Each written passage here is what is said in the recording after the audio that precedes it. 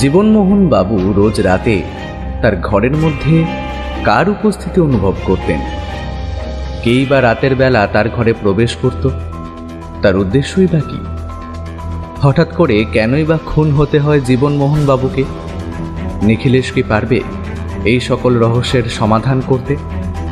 এই সকল প্রশ্নের উত্তর পাবেন আজকের এই গল্পে। সকালটা আজ সুন্দরভাবেই শুরু হয়েছিল। সকালে খুব তাড়াতাড়ি ঘুমটা ভেঙে যাওয়ায় আমি নিজেই ব্যালকনির কাছে গিয়ে বেশ কিছুক্ষণ দাঁড়িয়েছিলাম। রোদের আলোটা যখন এসে ব্যালকনির উপরে প্রথম পড়ল, তখন দেখি নিখিলেশ উঠে পড়েছে।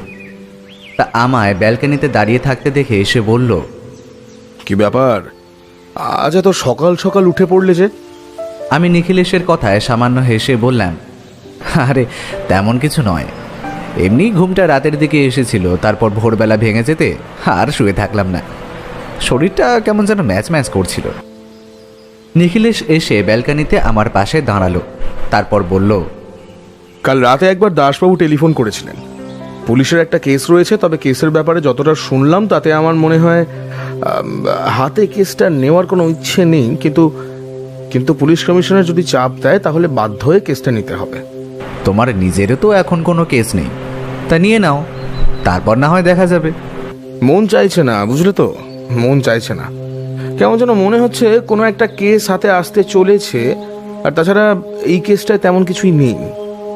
বাড়ির চাকর খুন করে জিনিসপত্র নিয়ে পালিয়েছে, এবার চাকরকে খুঁজে বার করতে হবে। আমি কি আর সাহায্য করতে পারি? সে কোথায় কোথায় যেতে পারে সেই সম্ভাব্য জায়গাগুলোর কথা পুলিশকে আগেই বলে দিয়েছি। তার বাইরে আমার আর কিছু করার নেই। আমি তো তার পিছনে ছুটতে যাব না, তাই না? আমারও কেমন জানি কাল থেকেই মনে হচ্ছিল কোনো একটা বিপদে আমরা আবার পড়তে চলেছি। আসলে স্বপ্নের সাথে যে আমাদের বাস্তব জীবনের একটা সূক্ষ্ম সম্পর্ক আছে, সেটা একটা বইতে পড়েছিল। নিখিলেশ আমার কথায় হো হো করে হেসে উঠে বলল, এই বড় সমস্যা, বুঝলে? বইতে যা লেখা থাকে তার সবকিছুই তোমরা চট করে বিশ্বাস করে ফেলো। যেটা লেখা থাকে সেটাকে কখনো ব্যবহার করে দেখার চেষ্টা করো না, কিংবা তার ব্যাপারে খোঁজ খবর নেওয়ার চেষ্টা করে দেখো না যে আসলে যা লেখা আছে তা কি সত্যি না সমস্তটাই মিথ্যে। শুধু শুধু বইতে মিথ্যে কথা লিখতে যাবে কেন? এই ব্যাপারটা তোমায় এখন এভাবে আমি বোঝাতে পারবো না, পরে অন্য কোনো এক সময় বলবো। তবে এটুকু জেনে রেখো, তুমি যেটা সত্যি বলে ভাবছো সেটা অন্য কারোর কাছে মিথ্যে হতেই পারে, আবার অন্য কারোর মিথ্যে তোমার কাছে এসে সত্যি হয়ে যেতে পারে। ব্যাপারটা তেমনই যে লিখেছে সে সত্যি ভেবেই লিখেছে, অথচ সেই সত্যিটা সবার জন্য নাও হতে পারে। নিখিলেশ মাঝে মাঝে এমন সব কথাবার্তা বলে যার মাথা মুন্ডু আমি কিছুই বুঝতে পারি না। আজও এমন একটা কথা বলে মাথার ভেতরটা গোলমাল পাকিয়ে দিচ্ছিল। কিন্তু নিখিলেশের কথা বেশিক্ষণ শুনতে হলো না। ততক্ষণে রামদয়াল বোধহয় ঘুম থেকে উঠে পড়েছিল। ব্যালকনির কাছে এসে আমাদের দাঁড়িয়ে থাকতে দেখে একবার গলা খাঁকড়িয়ে বলল, দাদা বাবুরা, হাত মুখ ধুয়ে আসেন, আমি আপনাদের জন্য চা নিয়ে আসি। তারপর চা নিয়ে আমরা ব্যালকনির সামনেই দুটো চেয়ার টেনে বসলাম। এ কথা ও কথা চলতে চলতে কখন যে সময় পেরিয়ে গেল। এক ভদ্রলোক এসে আমাদের বাড়ির গেট দিয়ে ভেতরে ঢুকলেন। নিখিলেশের ঘরে আমি আর নিখিলেশ এক মনে বসে বসে একটা গুরুত্বপূর্ণ বিষয় নিয়ে কথা বলছিলেন। একটু আগেই বৌঠান আমাদের জন্য চা দিয়ে গেছে। চায়ের কাপে চুমুক দিতে দিতে নিখিলেশ একটা সিগারেট ধরালো। তারপর সেই সিগারেটের একটা লম্বা টান দিয়ে বলল, তুমি কি কিছু বুঝতে পারলে অমরজিৎ? ভদ্রলোক এতক্ষণ ধরে আমাদের যা বলে গেলেন তার সমস্ত কিছু যে আমি বুঝতে পেরেছি তা কিন্তু এখনো মনে হচ্ছে না। নিখিলেশের কথায় আমিও একটু চিন্তিত হলাম, কারণ একটু আগে আমাদের কাছে এক ভদ্রলোক এসে যে কথা শুনিয়ে গেলেন তা আসলে সত্যি না মিথ্যে, সে কথাটাই আমরা এখনো বিশ্বাস করতে পারিনি। এমন একটা অদ্ভুত কথা যে সেটা বিশ্বাস করার মতো কোনো কারণই থাকতে পারে না। নিখিলেশের দিকে তাকিয়ে বললাম, শুধু একটা ব্যাপার আমি কিন্তু বুঝতে পারছি, ভদ্রলোক যে কোনো একটা বিপদে রয়েছেন সেই কথাটা তো সত্যি, আর তার বাড়িতে যে একটা খুন হয়ে গেছে, আর সেক্ষেত্রে তো তুমি পুলিশের কাছ থেকেও ব্যাপারটা জানতে পারবে। তিনি তো আর শুধু শুধু মিথ্যা কথা বলবেন না। মিথ্যে কথা তিনি বলবেন না সেটা আমি জানি, কিন্তু তিনি যা বলে গেলেন তার সবকিছুই তো তুমি শুনতে পেলে। রাতের বেলা তার ঘরের মধ্যে কেউ একটা এসে ঢুকেছে, কিন্তু তার ঘরের দরজা সকালে ভেতর থেকে বন্ধ। তাহলে বন্ধ ঘরের মধ্যে কেউ যদি একটা এসে ঢোকে, তার কোনো মোটিভ থাকবে না, আর শুধু শুধু সেই কাজটা করতে যাবেই বা কেন? আরও একটা ব্যাপার, যে ভদ্রলোক মারা গেছেন সে কিন্তু ওই বাড়িতে ওই ঘরেই ছিলেন যে ঘরে এই ভদ্রলোক থাকেন। কিন্তু কেসটা কিছুতেই মাথায় ঢুকছে না নিখিলেশ। একটা কাজ করা যাক, ভদ্রলোক তো তার বাড়ির ঠিকানা দিয়েই গেলেন, কাল একবার ভদ্রলোকের বাড়িটা ঘুরে আসি না হয়। টেলিফোন নাম্বার তো তোমার কাছে রয়েছে। নিখিলেশ হাতের সিগারেটটা শেষ করলো। সিগারেটের অবশিষ্ট অংশটা টেবিলের একপাশে রেখে দিয়ে নিখিলেশ তারপর বলল, ব্যাপারটার মধ্যে যে একটা অদ্ভুত কোনো রহস্য রয়েছে সেটা বোঝা যাচ্ছে। তবে দুটো জিনিস হতে পারে, হয় এই কেসে এমন একটা কিছু বেরিয়ে আসবে যা এর আগে আমরা কখনো দেখিনি কিংবা ভাবতে পারিনি, আর তা না হলে এদের মধ্যে কেউ একজন মিথ্যে কথা বলছে। একটা কথা তুমি লক্ষ্য করেছিলে? যখনই রাতের কথা ওই ভদ্রলোক বলছিলেন তখনই কেমন যেন একটা ভয় দেখা যাচ্ছিল তার চোখে। কিছু একটা নিখিলেশ বলতে যাচ্ছিল, তার আগে আমাদের ঘরে এসে ঢুকলো বৌঠান। চায়ের কাপ তুলে নিতে নিতে বলল, কি ব্যাপার বলো তো তোমাদের? সকালে যে ভদ্রলোক এলেন তিনি যে একটা সমস্যা নিয়ে এসেছেন সেটা বুঝতে পারছিলাম, আর চা দিতে এসে তোমাদের কিছু কথা শুনেছি। তবে আসল ব্যাপারটা কি বলো তো? বৌঠান কথা বলতে বলতে চায়ের কাপ একপাশে রেখে আমাদের পাশের যে শূন্য চেয়ারটায় সেই ভদ্রলোক একটু আগে পর্যন্ত বসেছিলেন সেটায় বস। তারপর নিখিলেশের দিকে তাকিয়ে রইল কৌতূহলী চোখে। নিখিলেশ একটু গলা খাঁকড়িয়ে দুটো হাত মাথার পেছনের দিকে রেখে বলল, অমরজিৎ, তুমিই বরং ব্যাপারটা খুলে বলো, আমিও শুনি, তাহলে আমারও একবার ব্যাপারটা বোঝা হয়ে যাবে, বুঝলে? যদি তুমি কোনো কিছু বলতে ভুলে যাও তাহলে সেটা না হয় আমি মনে করিয়ে দেব। বৌঠান আমার দিকে তাকিয়ে রইল। আমি বলতে শুরু করলাম, আসলে সকালে সেই ভদ্রলোক আসার পর থেকে পরপর যা কথাবার্তা হয়েছিল সেটাই আমি বৌঠানকে বলে চলেছিলাম। পাঠকের সুবিধার জন্য আমি ব্যাপারটা এখানে লিখে রাখছি। সকালে ভদ্রলোক যখন এলেন তখন আমরা ব্যালকনিতে দাঁড়িয়ে রয়েছি। তিনি নিচ থেকে আমাদের দুজনকে দেখতে পেয়ে আমাদের উদ্দেশ্য করেই বললেন, আচ্ছা, এইটা নিখিলেশ বাবুর বাড়ি তো? ওই গোয়েন্দা নিখিলেশ রায়? আপনি ঠিক বাড়িতেই এসেছেন মিস্টার।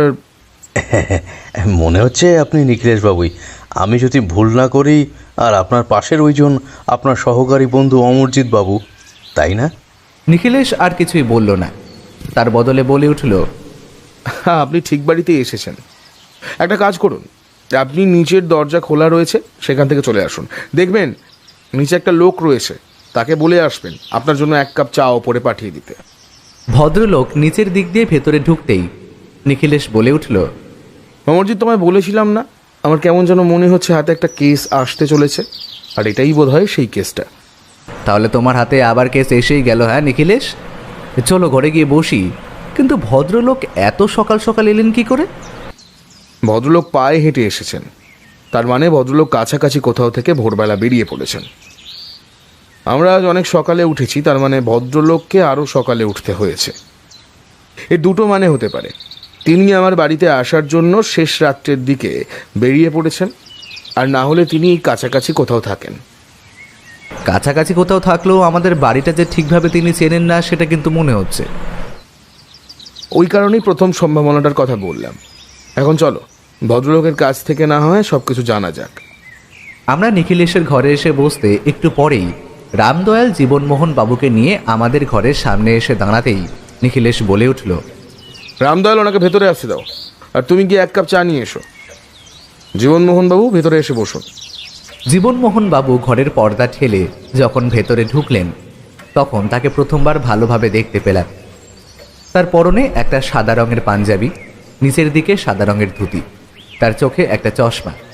সেই চশমাটা তার দুটো উজ্জ্বল চোখকে যেন আরেকটু উজ্জ্বল করে চলেছে। তবে সেই উজ্জ্বল চোখের তলায় কিন্তু গাঢ় রঙের কালি।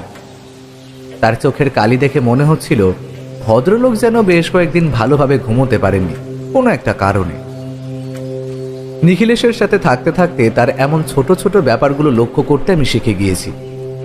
ভদ্রলোক যখন ভেতরে এসে নমস্কার করে চেয়ারের উপরে বসে নিজের চশমাটা খুলে রাখলেন তখন প্রথমেই তার চোখের কালিটা ভালো করে লক্ষ্য করলাম। ভদ্রলোকের বয়স মাঝ বয়সের চেয়ে সামান্য বেশিই হবে। ভদ্রলোক বললেন, নিখিলেশ বাবু, আপনার কাছে আমি একটা অদ্ভুত সমস্যা নিয়ে এসেছি। জানি না আপনি আমার কথাগুলো কিভাবে নেবেন। আপনারও হয়তো মনে হতে পারে আমার চোখের ভুল কিংবা আমার মাথা খারাপ হয়ে যাচ্ছে, কিন্তু আপনার কাছে সবটা না বলে আমি ঠিক শান্ত হতে পারছি না। আপনার কোনো চিন্তা নেই, আপনি আপনার সমস্ত কথাই বলতে পারেন। আমি আপনার মনের ভুল কিংবা মাথা খারাপের কথা ভাববো না। আপনার যা যা বলার আছে আপনি অমরজিতের সামনেই বলতে পারেন। এরপরেই সেই ভদ্রলোক তার অদ্ভুত সমস্যার কথা বলা শুরু করলেন। ঠিকই আন্দাজ করেছিলেন, ভদ্রলোকের বাড়ি এখানে নয়, তবে এখানে তার চেনা ভদ্রলোক রয়েছেন, তার কাছেই তিনি এসেছেন। নিখিলেশের সাথে দেখা করার জন্যই তিনি কাল বিকেলে এখানে এসে পৌঁছেছেন, অথচ কোনো একটা কারণে নিখিলেশের কাছে আসতে পারেনি, তাই আজ সকাল সকাল চলে এসেছে। এভাবে নিজের সমস্ত কথা বলে তিনি আসল কথাটা বলতে শুরু করলেন। নিখিলেশবাবু, আমি জীবনমোহন সামন্ত, আসছি সেই সোনারপুরের কাছ থেকে। আমার এক চেনা মানুষের বাড়ি এখানেই কাছাকাছি রয়েছে। কাল রাতেই আমি তার বাড়িতে এসেছি, তবে ঠিক ঘোরার জন্য কিন্তু আমি এখানে আসিনি। আমি আসলে এসেছিলাম আপনার সাথেই দেখা করতে। তাহলে আজ এত সকালে এলেন কেন? দেরিতে আসলে তো সমস্যা ছিল না। আসলে ব্যবসার কাজ তো নিখিলেশবাবু, জমির ধান তোলার পর সেই ধান বিক্রি করা, এদিকে পাঠানো, তারপর আরও অনেক ঝক্কি। আজকের মধ্যেই আমায় বাড়ি ফিরতে হবে, বিকেলের মধ্যেই যেতে চাই, তাই তাড়াতাড়ি চলে এলাম। বেশ, তাহলে আর সময় নষ্ট করতে হবে না আপনাকে। আপনি বলুন আপনার আসল সমস্যাটা কি? জীবনমোহন বাবু বেশ কিছুক্ষণ চুপ করে থেকে একদম ভয় পাওয়া চোখে বলে উঠলেন, আমার ঘরে রাতের বেলা কেউ একটা এসে ঢুকছে নিখিলেশবাবু। রাতের বেলা আমি ঘুমোলেই কেউ আমার ঘরে এসে ঢোকে। প্রায় অনেক রাত পর্যন্ত ওইভাবে ঘরের মধ্যে কেউ একটা ঘুরে বেড়ায় নিখিলেশবাবু। তারপর কখন যে ঘর থেকে চলে যায় আমি তার কিছুই বুঝতে পারি না। ভদ্রলোকের কথায় আমি আর নিখিলেশ দুজনেই অবাক হলাম, কিন্তু নিখিলেশের মুখে কিন্তু সেই ভাবটা ফুটে উঠল না। সে একটু চিন্তিত হয়ে বলল, আচ্ছা জীবনমোহন বাবু, একটা কথা বলুন তো, আপনি যখন রাতে ঘুমোতে যান তখন কি আপনার ঘরের দরজা ভেতর থেকে বন্ধ থাকে? হ্যাঁ নিখিলেশবাবু, আমি নিজের হাতে দরজা ভিতর থেকে বন্ধ করে দিই। আর আমার স্পষ্টভাবে মনে থাকে, কারণ পরদিন সকালে যখন আমি ঘর থেকে বের হই তখন দরজা নিজের হাতে খুলে ঘর থেকে বের হতে হয় আমাকে। আপনার বাড়িতে আর কে কে আছে? আমার বাড়িতে আমার স্ত্রী আছেন, আর একটি কন্যা সন্তান রয়েছে আমার। আমার কন্যার বয়স ওই 12-13 মতো হবে। এই সময় ভদ্রলোককে মাঝপথে থামিয়ে দিয়ে আমি প্রশ্ন করলাম, আচ্ছা জীবনমোহন বাবু, আপনার স্ত্রী কিংবা কন্যা এরা কি কখনো আপনার ঘরে রাতের বেলা এসেছে? মানে আপনি যখন বুঝতে পারেন আপনার ঘরে কেউ রয়েছে তখন আপনি নিশ্চয়ই চিৎকার করেন। আসলে অনেক রাত পর্যন্ত আমায় কাজকর্ম করতে হয়, তারপর সে কাজ সেরে যখন আমি ঘুমোতে যাই তখন আর হুঁশ থাকে না। ঘুমের মধ্যে আমি বুঝতে পারি আমার ঘরে কেউ যেন ঢুকেছে, কিন্তু উঠে যে তাকে দেখবো কিংবা অন্য কিছু করব সে অবস্থা আমার আর থাকে না। আসলে আমার ঘুমটা বেশ গভীর কিনা, কিন্তু কেউ যে একটা চাপার সাথে কথা বলছে কিংবা আমার ঘরে আশেপাশে ঘুরে বেড়াচ্ছে সেটা আমি কিন্তু বুঝতে পারি। জীবনমোহন বাবুর কথাটা কেমন যেন অদ্ভুত শোনালো। নিখিলেশ চারিদিকে তাকিয়ে বলল, জীবনমোহন বাবু, একটা কথা আমায় বলুন, আপনি ঘুমের ঘরে কোনো স্বপ্ন দেখে এমনটা ভাবেননি তো? মানে অনেক সময় তো হতেই পারে আমরা ঘুমের ঘরে এমন কিছু দেখি যেটা মনে হয় আমরা সত্যি সত্যিই দেখেছি। জীবনমোহন বাবুর গলায় কেমন যেন একটা স্বর ভেসে এলো। তিনি একটু উত্তেজিত হয়ে বললেন, না না নিখিলেশবাবু, আমি স্বপ্ন দেখিনি, আমি ভুল দেখিনি। যদি স্বপ্ন হয় তাহলে সেটা একদিন হতো, পরপর কয়েকদিন এমনটা হয় কি করে? আপনি জানেন আমি ভালোভাবে ঘুমোতে পারছি না। ঘুমের মধ্যে বারবার ভয় কেঁপে উঠছি। ভাবছি যে আমার ঘরে যে ঢুকেছে সে যদি আমায় খুন করে বসে তাহলে। কিন্তু আপনি তো নিজেই বলেছেন আপনি ঘরের মধ্যে কাউকে দেখতে পেয়েছেন, সে ব্যাপারে আপনি নিশ্চিত নন। আর ঘরের দরজা ভেতর থেকে বন্ধ থাকে যদি, তাহলে বাইরে থেকে কেউ ভেতরে আসবে কি করে? সে আমি জানি না, কিন্তু আমি স্পষ্ট দেখেছি একদিন আমার দুটো চোখ ঘুমে জড়িয়ে এলেও আমি অনেক কষ্ট করে দুটো চোখ খুলেছিলাম। ঘরের মধ্যে অন্ধকার, কিন্তু কোথা থেকে যেন চাঁদের আলো আসছে বলে মনে হচ্ছিল। আর সেই চাঁদের আলোয় আমি দেখতে পেয়েছিলাম ঘরের মধ্যে কালো রঙের একটা ছায়া মতো দাঁড়িয়ে রয়েছে। তারপর আমার আর কিছু মনে নেই। নিখিলেশ মুখের সামনে দুটো হাত জড়ো করে বেশ কিছুক্ষণ কি যেন ভাবল। তারপর কিছু একটা বলতে গিয়েও থেমে গিয়ে প্রসঙ্গ বদলে বলল, আচ্ছা জীবনমোহন বাবু, আপনার কি মনে হয় আপনার কোনো শত্রু আছে? কেউ আপনাকে ভয় দেখিয়ে কোনো কিছু হাসিল করতে চাইছে, এমন কিছু কি হতে পারে? শত্রু যে একদম নেই সে কথা বলবো না নিখিলেশ বাবু। আসলে আমি যা ব্যবসা করি আমার ওখানে আরও কয়েকজন সেই ব্যবসাই করে। আমি চাষিদের ফসলের দাম একটু বেশিই দিই, আর সেই কারণে সবার সাথে আমার একটু লেগেই থাকে। তবে এসব তো সব ব্যবসাতেই থাকে, কিন্তু তার সাথে আমার ঘরের মধ্যে কারো ঢুকে আসার ব্যাপারটা তোর কোনো যোগসূত্র আমি দেখতে পাচ্ছি না। তাহলে এই গোটা ব্যাপারটায় আপনি কি অনুমান করতে পারছেন? নিখিলেশ বাবু, আমার বাবা বেশ কয়েক বছর আগে মারা গেছেন। আমার মনে হয় আমার বাবা তাহলে আমার কাছে মাঝে মাঝে ফিরে আসছে, কিছু বলতে চাইছে। নিখিলেশ এই কথায় একবার হেসে উঠতে গিয়েও চুপ করে গেল। তারপর একটু গলা খাঁকড়িয়ে নিয়ে কঠিন গলায় বলল, দেখুন জীবনমোহন বাবু, এই সমস্ত ব্যাপার কিন্তু আমি বিশ্বাস করি না। আপনার ঘরে রাতের বেলায় কেউ ঢুকে আসছে, সেটার দুটো কারণ হতে পারে। প্রথমত হতে পারে আপনি যা বুঝতে পারছেন তার সমস্যাটাই আপনার অনুমান। আপনি স্বপ্ন দেখছেন সে কথা আমি বলছি না, কিন্তু আপনার কাজের চাপ কিংবা বিভিন্ন ধরনের অন্যান্য কারণে আপনার মনের মধ্যে ব্যাপারটা তৈরি হয়ে থাকতে পারে, তাই রাতের বেলা আপনার মনে হচ্ছে। আরও একটা কারণ হতে পারে, আপনার ঘরে রাতের বেলা সত্যি কেউ ঢুকে পড়েছে, তবে আপনার দরজা যখন ভেতর থেকে বন্ধ আছে, তাহলে সে নিশ্চয়ই কোন পথে ঘরের ভেতরে এসেছে, আর তার পিছনে নিশ্চয়ই কোনো একটা কারণ আছে। সেই কারণটা আপনাকে খুঁজে বার করতে হবে। এখন আপনি আমায় বলুন, আপনার বাড়িতে কি দামি কিছু রয়েছে, মানে এমন কিছু যেটা খুব দামি যার জন্য বাড়িতে চোর আসতে পারে? নিখিলেশ বাবু, তেমন যদি কিছু থেকেও থাকে সে ব্যাপারে আমি কিছুই জানি না। আমার বাবাও আমার মতো এই ব্যবসাই করতেন। আমি বাবার ব্যবসা হাতে নিয়েছি, তবে বাবার একটা শখ ছিল। বাবা চাইতেন এখানে ওখানে ঘুরে বেড়াতে। বাবা মারা যাওয়ার পর আমার চেনা কিছু আত্মীয়দের কাছ থেকে জানতে পেরেছিলাম বাবার কাছে একটা সোনার গণেশ ছিল। সেই সোনার গণেশ বাবা কোথায় রেখেছেন তা কিন্তু আমি জানি না। সেটা আমি বাবার কাছেও কোনোদিনও দেখিনি, এমনকি বাবা তার কথা আমার কখনো বলেনও নি। কিন্তু আমার সেই আত্মীয়রা সে কথা আমাকে অনেকবার বলেছিল। বাবার ঘর আমি খুঁজে দেখেছি, কিন্তু সেখানে কোথাও কিছু নেই। যদি তেমন কিছু থেকেও থাকে সে ব্যাপারে আমি কিছুই জানি না নিখিলেশ বাবু। এখন আপনি আমার কাছে ঠিক কিরকম সাহায্য চাইছেন বলুন তো? আমার ইচ্ছেটা একটু বেয়াড়া ধরনের নিখিলেশ বাবু। আমি জানি আপনি ব্যস্ত মানুষ, হুটহাট এখানে ওখানে বেরিয়ে পড়ার মতো সময় আপনার কাছে নেই, কিন্তু আমি চাই আপনি আমার সাথে একবার আমার বাড়িতে চলুন। সেখানে গিয়ে সমস্ত ব্যাপারটা দেখে এই সমস্যার কিছু একটা সমাধান আপনি হয়তো করতে পারবেন। না হলে রীতিমতো ভয়ে ভয়ে আমার দিন কাটাতে হচ্ছে। ঘুমিয়ে পড়লেই আমার বিছানার আশেপাশে কেউ যেন ঘুরে বেড়াচ্ছে। সে যদি কোনো এক সময় আমায় আক্রমণ করে বসে। বউ মেয়ে নিয়ে বাস করি নিখিলেশ বাবু, যদি আমার কিছু হয়ে যায় তাহলে ওরা তো পথে বসে যাবে। নিখিলেশ চুপ করে কি যেন ভাবতে লাগলো। আমি আর জীবনমোহন বাবু দুজনেই অধীর আগ্রহে যেন অপেক্ষা করতে লাগলাম। আমি মনে মনে ভেবে চলেছিলাম ব্যাপারটা আসলে কি হচ্ছে। আসলে এই ব্যাপারটা বেশ রহস্যময়, এর অতি সাধারণ কোনো সমাধান হতেই পারে না। নিখিলেশ বলল, জীবনমোহন বাবু, আপনার সাথে আমি বেরিয়ে পড়তে পারি, তবে আজ আমার পক্ষে যাওয়া সম্ভব নয়।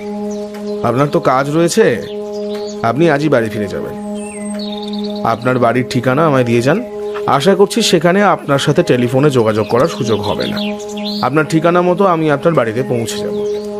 তবে এখানে আপনি যার বাড়িতে আছেন তার টেলিফোন নাম্বারটা আমায় দিয়ে যাবেন। জীবনমোহন বাবুর ফ্যাকাশে মুখে যেন সামান্য হাসি ফুটে উঠল। তিনি একটু উত্তেজিত হয়ে বললেন, হ্যাঁ, সত্যি নিখিলেশ বাবু, আপনি আমার বাড়িতে যাবেন? তাহলে তো আমার কোনো চিন্তাই থাকে না। আপনি একবার গিয়ে পৌঁছলে আমি যে কতটা চিন্তামুক্ত হব তা আপনি বুঝতে পারছেন না নিখিলেশ বাবু। কিন্তু আমি কিন্তু আপনার অপেক্ষায় থাকবো নিখিলেশ বাবু, কেমন? বাড়ি ফিরে আপনাকে কয়েকটা কাজ করতে হবে। একবার আপনার বাবার ঘরে ভালো করে খুঁজে দেখবেন সেই সোনার গণেশ মূর্তিটা কোথায় পাওয়া যায় নাকি। তাছাড়া ব্যবসাপত্র যখন আপনার বাবা নিজেও করতো, তার মানে নিশ্চয়ই তার কাছে খাতাপত্র কিছু রয়েছে। সেই সমস্ততে হিসেবপত্রের পাশাপাশি আর কিছু লেখা আছে। যদি লেখা থাকে সেগুলো একবার ভালো করে খুঁটিয়ে দেখবেন। আশা রাখি আপনার বাড়িতেই সেই সোনার মূর্তি কোথাও আছে, কিংবা তিনি সেটা কাউকে দিয়ে গিয়েছেন। আমার কেন জানি না মনে হচ্ছে সমস্ত কিছুর সাথে সোনার মূর্তিটার একটা সম্পর্ক রয়েছে। আর একটা কথা, যখন রাতের বেলা ঘুমোতে যাবেন তখন ঘরের দরজা যেমন বন্ধ করে ঘুমোচ্ছেন তেমনই ঘুমাবেন, তবে ঘরের জানলাগুলো খোলা রাখবেন। আর রাতের বেলা যদি কিছু বুঝতে পারেন সঙ্গে সঙ্গে চিৎকার করে আপনার স্ত্রীকে ডাকবেন। আমি জানি আপনি হয়তো ভাবছেন চিৎকার চেঁচামেচি করলে আপনার লজ্জার কারণ হতে পারে, সেই কারণে আপনি চিৎকার চেঁচামেচি করে কাউকে ডাকেননি। তবে ব্যাপারটা ঠিক নয়, কিন্তু আপনার বিপদ রয়েছে। জীবনমোহন বাবু নিখিলেশের কথায় কেমন যেন একটু থতমত খেলেন প্রথমে, তারপরে বললেন, না, আপনি আমার কথায় যে বিশ্বাস করেছেন সেটাই তো অনেক। সত্যি বলতে আমার স্ত্রী কিন্তু আমার কথা ভালোভাবে বিশ্বাস করেনি, অথচ আমি মিথ্যা কথা বলছি না। মিথ্যা কথা বলে আমার কি লাভ হবে বলুন তো? সমস্যাটা কোথায় বলুন তো জীবনমোহন বাবু? আপনার ঘরের দরজা ভিতর থেকে বন্ধ রয়েছে, সেটাই আসল সমস্যা। দরজা না খুলে কেউ ভিতরে আসছে, এটা সহজে মেনে নেওয়া যায় না, কিন্তু আমার মনে হচ্ছে ব্যাপারটা অন্য কিছু রয়েছে। জীবনমোহন বাবু কেমন যেন নিশ্চিন্ত হয়েছিলেন। তিনি উঠে দাঁড়িয়ে আমাদের নমস্কার করে দরজা পর্যন্ত এগিয়ে এলেন। তারপর নিখিলেশ হঠাৎ তাকে পেছন থেকে ডেকে বলে উঠল, আচ্ছা জীবনবাবু, আপনি যখন ঘরের মধ্যে কাউকে দেখতে পান কিংবা বুঝতে পারেন, তার আগে কি আপনি কোনো গন্ধ পান? খুব সামান্য কিছুর একটা গন্ধ বা কোনো মিষ্টি গন্ধ?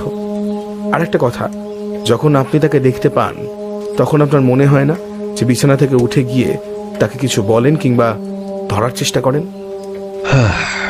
সেটাই তো বুঝতে পারছি না নিখিলেশ বাবু। আমার কেমন যেন বিছানা থেকে আর উঠতে ইচ্ছে করে না। চোখ অতি কষ্টে খুলে রাখি, কিন্তু গভীর একটা ঘুম যেন আমায় চেপে ধরে। চিৎকার যে করব, গলা থেকে কোনো শব্দই যে বেরিয়ে আসতে চায় না।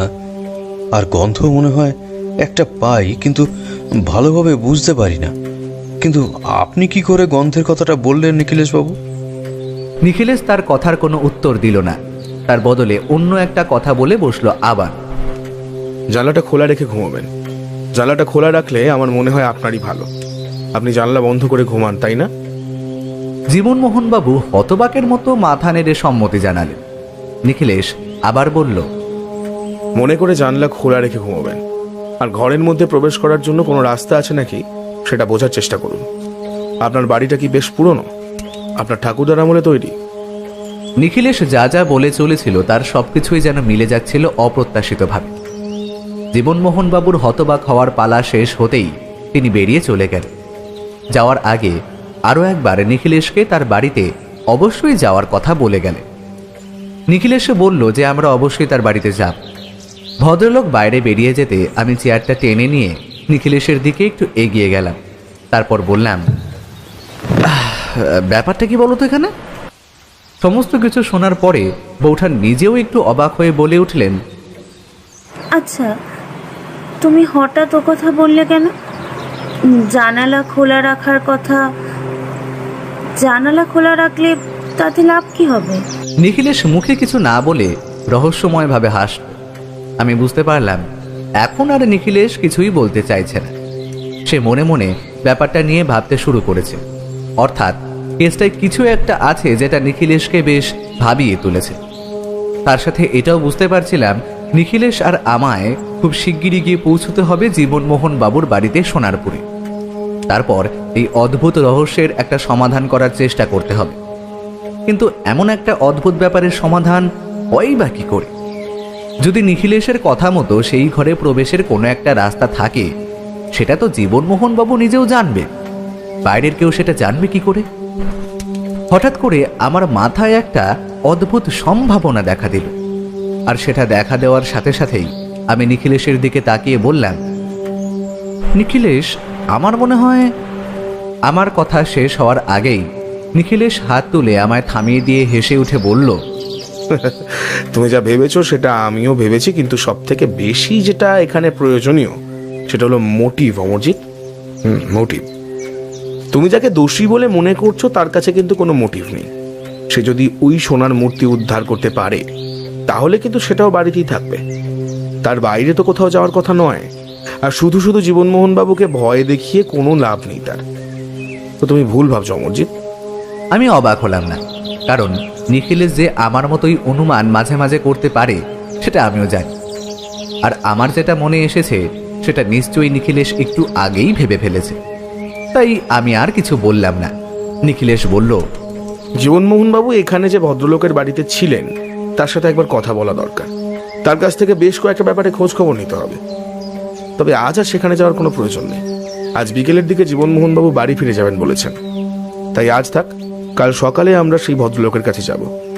তারপর যদি মনে হয় তাহলে আমাদের সোনারপুর যেতেই হবে। তবে আমার মন বলছে অমরজিৎ, আমাদের সেখানে যেতেই হবে। সত্যি বলতে আমার মনও কিন্তু ঠিক একই রকম কথাই বলছিল। বারবার মনে হচ্ছিল আমাদের সেখানে গিয়ে পড়তে হবে। তবে আরও একটা ব্যাপার মনে হচ্ছিল, সেটা হলো এই কেসে যেন এখনো অনেক কিছু বাকি রয়ে গেছে। সবকিছু এখনো আমরা যেমন জানতে পারিনি, ঠিক তেমনই এরপরেও আরও কিছু ঘটা বাকি আছে। বারবার মনে হচ্ছিল জীবনমোহন বাবুর কোনো বিপদ ঘটে যাবে না তো। একটু পরেই নিখিলেশ কোথায় যেন একটা বেরিয়ে পড়ল। কেস হাতে আসার সাথে সাথেই তার মাঝে মাঝে এমন বেরিয়ে পড়াটা আমার ঠিক ভালো লাগে না। আমিও তখন নিজের মতো নিজের কাজে মন দিলাম। দুপুরবেলা যখন খেতে বসলাম তখনও নিখিলেশ ফিরে আসেন। বৌঠান রাগে গজগজ করতে করতে বলে চলল, একবার বেরিয়ে পড়লেই তো হলো, বাড়ি ফেরার কথা তো আর মনেই থাকে না। দুপুর হলো, স্নান নেই, খাওয়া নেই, কোথায় গিয়ে কি করছে কে জানে। আমি একটু আমতা আমতা করে বললাম, আসলে নতুন যে কেসটা হাতে এসেছে সেই কেসের ব্যাপারেই বোধ হয়। আমার কথা শেষ হওয়ার আগেই যেন ঘরের মধ্যে একটা বাজ পড়ল। বৌঠান বলে উঠল, তাই তো, ওনার যখন ইচ্ছা হবে বেরিয়ে পড়বে, আর আমি রান্না করে এভাবেই বসে থাকি। স্নান খাওয়াটা সময় মতো করে নিলেই তো হয়। বাকি তো আর আমি কখনো কিছু বলি না। তুমি তো ওর ওপর নজর রাখতে পারো। আমার মুখ থেকে প্রায় বেরিয়ে যাচ্ছিল, আমি নজর রাখবো নিখিলেশের উপর, সেটা আবার হয় নাকি? ও কখন যে কোথা থেকে কি করে বসবে তার টিকিটিও আমি ছুতে পারবো না। আর আমায় তুমি বলছো নিখিলেশের উপর নজর রাখতে। মনে মনে এই সমস্ত কিছু বললেও মুখে বললাম, আচ্ছা আচ্ছা বৌঠান, তুমি রাগ করো না, নিখিলেশ ফিরুক, আমি আমি নিখিলেশের সাথে কথা বলছি, তুমি রাগ করো না তো, শান্ত হও। কিন্তু ফিরে এলো একদম সন্ধ্যার দিকে। তারপর কোনো রকম স্নান সেরে তার বসার ঘরে বসে অভ্যেস মতো সকালের খবরের কাগজের পাতা উল্টাতে উল্টাতে চায়ের কাপে চুমুক দিচ্ছিল। ঠিক সেই সময় আমি ঘরের দরজার কাছে দাঁড়িয়েছিলাম। বললাম, নিখিলেশ, বৌঠান কিন্তু আজ খুব রেগেছিল। তা তুমি এত দেরি করলে কেন? কোথায় গিয়েছিলে? একটা ব্যাপারে খোঁজ নিতে গিয়েছিলাম, সে কাজটাতে অনেকটা দেরি হয়ে গেল। তবে সেটা করতে গেলাম বলেই আর একটা নতুন কথা জানা গেল। কি কথা? জীবনমোহনবাবুর বেশ কয়েক ঘরা আত্মীয় এই কলকাতা শহরেই আছে। তাছাড়া তার অনেক আত্মীয় রয়েছে একটু গ্রামের দিকে, তবে তাদের সবার সাথে জীবনমোহনবাবুর বেশ ভালো যোগাযোগ আছে। এমনকি তারা মাঝে মাঝে জীবনমোহনবাবুর বাড়িতেও আসেন। কিন্তু এই খবরটা আমাদের এই কেসে ঠিক কিভাবে সাহায্য করতে পারে সেটা তো আমি বুঝতে পারছি না। জীবনমোহনবাবুর বাড়িতে যে ওই সোনার গণেশ মূর্তিটা আছে সেটা কিন্তু অনেকেই জানেন, অথচ জীবনমোহনবাবু নিজে সে সম্পর্কে এতটা উদাসীন, সেটা কেন বুঝতে পারছি না। তার বাবা মারা গেছে প্রায় আজ থেকে বছর 7 হবে। এতদিন পর্যন্ত তিনি সোনার মূর্তিটা খোঁজার চেষ্টা করেননি কেন? তিনি বলেছিলেন তিনি শুধু তার বাবার ঘরটাই খুঁজে দেখেছেন, তার বাড়ির নিশ্চয়ই আরো অনেক জায়গা আছে, সেখানে তিনি খুঁজে দেখেননি। নাকি তিনি আমাদের কাছ থেকে ব্যাপারটা লুকিয়ে গেলেন? কোনো কারণে হয়তো তিনি ব্যাপারটা ঠিক মনে করতে পারছিলেন না। তুমি তো দেখতেই পাচ্ছিলে ভদ্রলোক কেমন যেন চিন্তিত রয়েছে। নিখিলেশের মুখে কিন্তু চিন্তার ভাঁজ পড়ল। সে মুখের সামনে হাত জড়ো করে যেন নিজের মনেই বলে উঠল, জীবনমোহনবাবু সমস্ত ব্যাপারে একটু বেশি উদাসীন। তার ঘরে রাতের বেলা কেউ ঢুকে পড়েছে, অথচ সেই ব্যাপারটা তিনি রাতের বেলা তার বাড়ির কাউকে জানাচ্ছেন না। পরদিন সকালে তিনি তাদের জানাচ্ছেন, অথচ ততক্ষণে ঘরে কে ঢুকেছিল তার কোনো প্রমাণ থাকছে না। তিনি একজন ব্যবসায়ী মানুষ, তার টাকা খুব একটা কম নয়। তিনি তার সমস্যা নিয়ে কাছাকাছি পুলিশের কাছে যাচ্ছেন না, অথচ তিনি এত দূরে আমার কাছে এলেন। আরো একটা ব্যাপার আমার মনে খটকা দিচ্ছে, তবে সেই ব্যাপারটা এখন বলা ঠিক হবে না, আরো কিছু না জানা পর্যন্ত। আচ্ছা, কাল সকালে একবার আমরা রাধামোহন বাবুর বাড়িতে যাব। এই রাধামোহন বাবু আবার কে? কাল সকালে যদি তোমার কোনো কাজ না থাকে তাহলে আমার সাথে বেরিয়ে পড়ো, তাহলে জানতে পারবে রাধামোহন বাবু আসলে কে।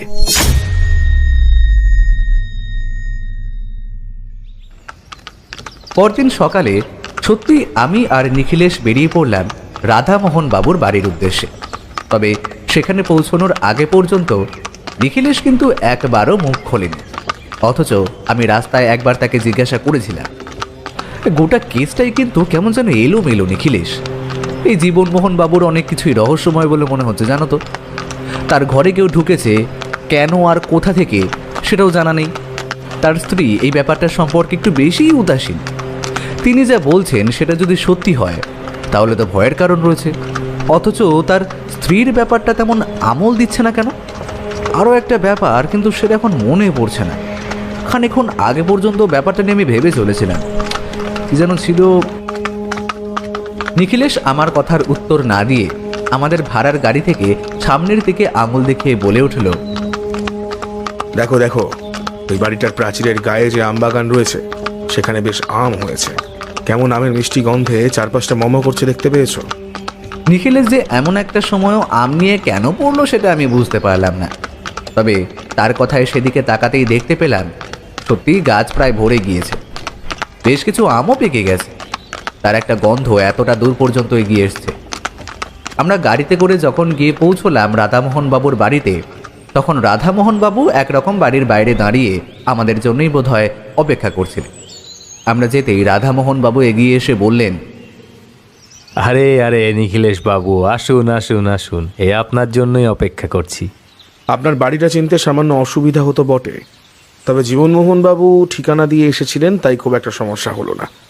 চলুন তাহলে ভেতরে বসে না হয় কথা বলা যাক। হ্যাঁ হ্যাঁ, ভেতরেই আসুন, কোনো সমস্যা নেই। আমারই বলা উচিত ছিল প্রথমে, কিছু মনে করবেন না। হ্যাঁ বলেই রাধামোহন বাবু সামান্য হাসলেন।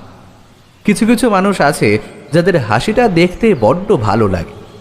রাধামোহন বাবু তেমনই একটা মানুষ, যেন মনে হয় এমন হাসি দেখলে সমস্ত চিন্তা ভাবনা সবকিছু মাথা থেকে সরে যায়। রাধামোহন বাবুর চেহারাটা সামান্য গোলগাল, তার মাথার লম্বা চুল প্রায় কাঁধ পর্যন্ত এসে পড়েছে, ফর্সা মুখ, সুন্দর মুখশ্রী, আর সেই মুখে একটা হাসি যেন সবসময় লেগেই আছে। তিনি হাত দেখিয়ে আমাদের গেট খুলে ভেতরে নিয়ে গেলেন।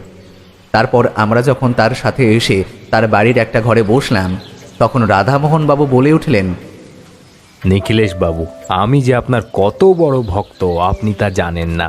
আর এই অমরজিৎ বাবুর লেখা পড়েই তো প্রথমে আপনার কথা জানতে পেরেছিলাম। তারপর আপনি যখন এই কাছেই একটা হীরের চুরির তদন্ত করলেন না, মনে আছে? সেই সোনার দোকান থেকে হিরে চুরি গিয়েছিল, তারপর সেই... একটু বসুন আপনারা, আমি এই চাটা নিয়ে আসি। আসলে আপনাদের জন্য চা করেই রেখেছিলাম, সামান্য একটু গরম করতে হবে, কিছু মনে করবেন না, একা মানুষ আর কি। রাধামোহন বাবু পাশের ঘরে বোধহয় রান্নাঘরের দিকেই চলে গেলেন। আমি বললাম, এই ভদ্রলোক বড় অদ্ভুত, তাই না? তার মুখে কেমন একটা হাসি যেন সবসময় লেগেই আছে। শুধু রাধামোহন বাবু নয়, জীবনমোহন বাবু বড়ই অদ্ভুত। প্রথম দিন আমাদের বাড়ি এসেছিলেন, তাই আমরা ঠিকভাবে বুঝতে পারিনি। তার সম্পর্কে যা যা খোঁজখবর জোগাড় করা হয়েছে তাতে আমার তেমনটাই মনে হয়েছে। হয়তো খোঁজ নিলে দেখা যাবে জীবনমোহন বাবুর বাবাও একটু অন্য ধরনের মানুষ ছিলেন। আর যে রাধামোহন বাবুকে দেখছো, এই রাধামোহন বাবু আসলে জীবনমোহন বাবুর কাকার ছেলে। কিন্তু আমি ভাবছি অন্য কথা। নিখিলেশ কি একটা ভাবছে, সেটা কিন্তু আর খুলে বলল না। রাধামোহন বাবু একটু পরেই চা নিয়ে এসে আমাদের সামনে চা রাখলেন। তারপর নিজেও একটা চায়ের কাপ তুলে নিয়ে বললেন, বলুন নিখিলেশ বাবু, আপনি আমার কাছে ঠিক কি কি জানতে চান, আর দাদা আপনার কাছে গিয়ে ঠিক কি কি বলেছে বলুন তো। জীবনমোহন বাবু আমাদের কাছে এসে ঠিক যা যা বলেছিলেন সেটাই সংক্ষেপে নিখিলেশ রাধামোহন বাবুকে শোনাল। এই কথায় রাধামোহন বাবু কেমন যেন একটু অবাক হয়ে তারপর বললেন, দাদার ওই এক সমস্যা, বুঝলেন তো নিখিলেশ বাবু, এই মাঝে মাঝে অনেক কিছু সে ভুলে যায়, কিংবা এমন কিছু বলে বসে যেটা আসলে হয়নি। দাদা কিন্তু মিথ্যে কথা বলে না। আসলে আমার কাকারও এমন একটা রোগ ছিল, সে রোগের নাম কি তা তো আমি জানি না। তবে এখন শহরে থাকি, বিভিন্ন লোকজনের সাথে মেলামেশা করি, আর তা থেকে জানতে পেরেছি আসলে এমন একটা রোগ নাকি আছে। তা সেসব কথা থাক, দাদা আপনাদের যা কথা বলেছে তার সব কিছুই কিন্তু সত্যি। অন্তত দাদা আমাকেও সেই কথাগুলোই বলেছে। দাদার সাথে যে আমি তার বাড়িতে গিয়ে ব্যাপারটা দেখব তাহার উপায় নেই। আমি একটা কারখানায় ওই সুপারভাইজারের কাজ করি নিখিলেশ বাবু, ছুটি একদমই নেই। সপ্তাহে একটা দিন ছুটি থাকে, তাও এমনই একটা কাজ, বুঝতেই পারছেন। ছুটির দিনে অর্ধেক সময় ওই হিসেবপত্র দেখাশোনা এসব করতে করতেই চলে যায়। আমার পক্ষে দাদার বাড়িতে গিয়ে দেখাটা সম্ভব হচ্ছে না। তাই দাদা যখন আমার কাছে এসেছিল আগের বার, তখনই আমি দাদাকে আপনার কথা বলেছিলাম। তখন তার কাজের চাপ ছিল, তাই আপনার কাছে যেতে পারিনি। এবার তাই সে আপনার সাথে দেখা করার জন্যই এখানে এসেছিল। সেটা না হয় ঠিক আছে, কিন্তু আপনার দাদা মানে জীবনমোহন বাবু অত রাতে আপনার বাড়িতে এলেন কেন? সে কি, দাদা তো রাতে আমার বাড়িতে আসেনি। দাদা তো আমার বাড়িতে এসেছিল পরশুদিন বিকেলে। সে বলেছিল তার এদিকে কোথায় একটা কাজ রয়েছে, তা বিকেলের দিকে বেরিয়ে সেই কাজটা মিটিয়ে তারপর সে আবার আমার কাছে এসেছে। অত রাতে তো আর আপনার বাড়িতে পাঠাতে পারি না, তাই পরদিন সকালে পাঠালাম। তাকে আবার বিকেলে বেরিয়ে পড়তে হবে। বুঝতেই পারছেন, ব্যবসায়ী মানুষ, সকাল সকাল ঘুম থেকে উঠে যাওয়ার অভ্যেস রয়েছে, তাই সকালে উঠেই সে চলে গেছে। আপনার দাদা ব্যবসায়ী মানুষ হতেই পারে, তার সকালে ওঠার অভ্যাস আছে, কিন্তু তার চোখের তলায় কালি পড়েছে। বোঝা যায় তার রাতে ভালো করে ঘুম হচ্ছে না। অথচ যে মানুষটা বাড়িতে ঘুমোতে পারছে না ভালোভাবে, সে মানুষটা আপনার এখানে ঘুমানোর সুযোগ পেল, অথচ তারপরেও সকালে উঠে পড়লো কেন? শুধুমাত্র কি একটা ভয়, নাকি এর পেছনে অন্য কারণ রয়েছে? নিখিলেশের কথা শেষ হলো বটে, কিন্তু আমার কেমন যেন মনে হচ্ছিল নিখিলেশ আরো কিছু একটা বলতে চাইছে, কিন্তু সেটা না বলেই নিখিলেশ চুপ করল। রাধামোহন বাবু বলে উঠলেন, না নিখিলেশ বাবু, সে ব্যাপারে তো আমি কিছুই বলতে পারবো না। দাদা খালি বিকেলে আমার বাড়িতে এসে কিছুক্ষণ ছিলেন, তারপর কোন একটা কাজে বেরিয়ে পড়েছিলেন, রাতের দিকে ফিরলেন। সকালে আপনার বাড়ি হয়ে এখানে এসে খেয়ে দিয়ে বেরিয়ে পড়লেন। আসলে কাজ থেকে তো আমি ফিরে আসি বিকেল বিকেল, সন্ধে রাত বাড়িতেই থাকি, তারপর সকালে বেরিয়ে পড়ি। দাদা যেদিন আমার কাছে গিয়েছিলেন সেদিনের সকালটা আমার ছুটি ছিল। কারখানায় কি একটা উৎসব হয়েছিল, তবে সেটা দুপুরের দিকে। আর আজ আমার ছুটি রয়েছে, তাই আপনাদের আজ আসতে বললাম। রাধামোহন বাবু তার কথা শেষ করলেন। এদিকে আমাদের চা খাওয়াও প্রায় হয়ে গেছে। চা খাওয়া কিন্তু তখনও বাকি রয়েছে, কারণ নিখিলেশ কি যেন একটা ভেবে চলেছে। রাধামোহন বাবু সেটা দেখে নিখিলেশের দিকে সামান্য তাকিয়ে হেসে বললেন, কি ব্যাপার নিখিলেশ বাবু, এত কি চিন্তা করছেন? আচ্ছা, আপনার দাদার বাড়িতে যে সোনার গণেশের মূর্তিটা রয়েছে, কিংবা থাকতে পারে বলে অনুমান করা যায়, সেটা সম্পর্কে আপনি ঠিক কতটা জানেন? ওই বাড়িতেই মূর্তিটা থাকতো। আর সত্যি বলতে ছোটবেলা তো আমার ওখানেই কেটেছে। তারপর বাবা মারা যাওয়ার পরে আমি নিজেও কাকার কাছে মানুষ হয়েছি। সত্যি বলতে গেলে দাদা আর আমার মধ্যে বয়সের পার্থক্য ছাড়া খুব একটা বেশি ফারাক নেই।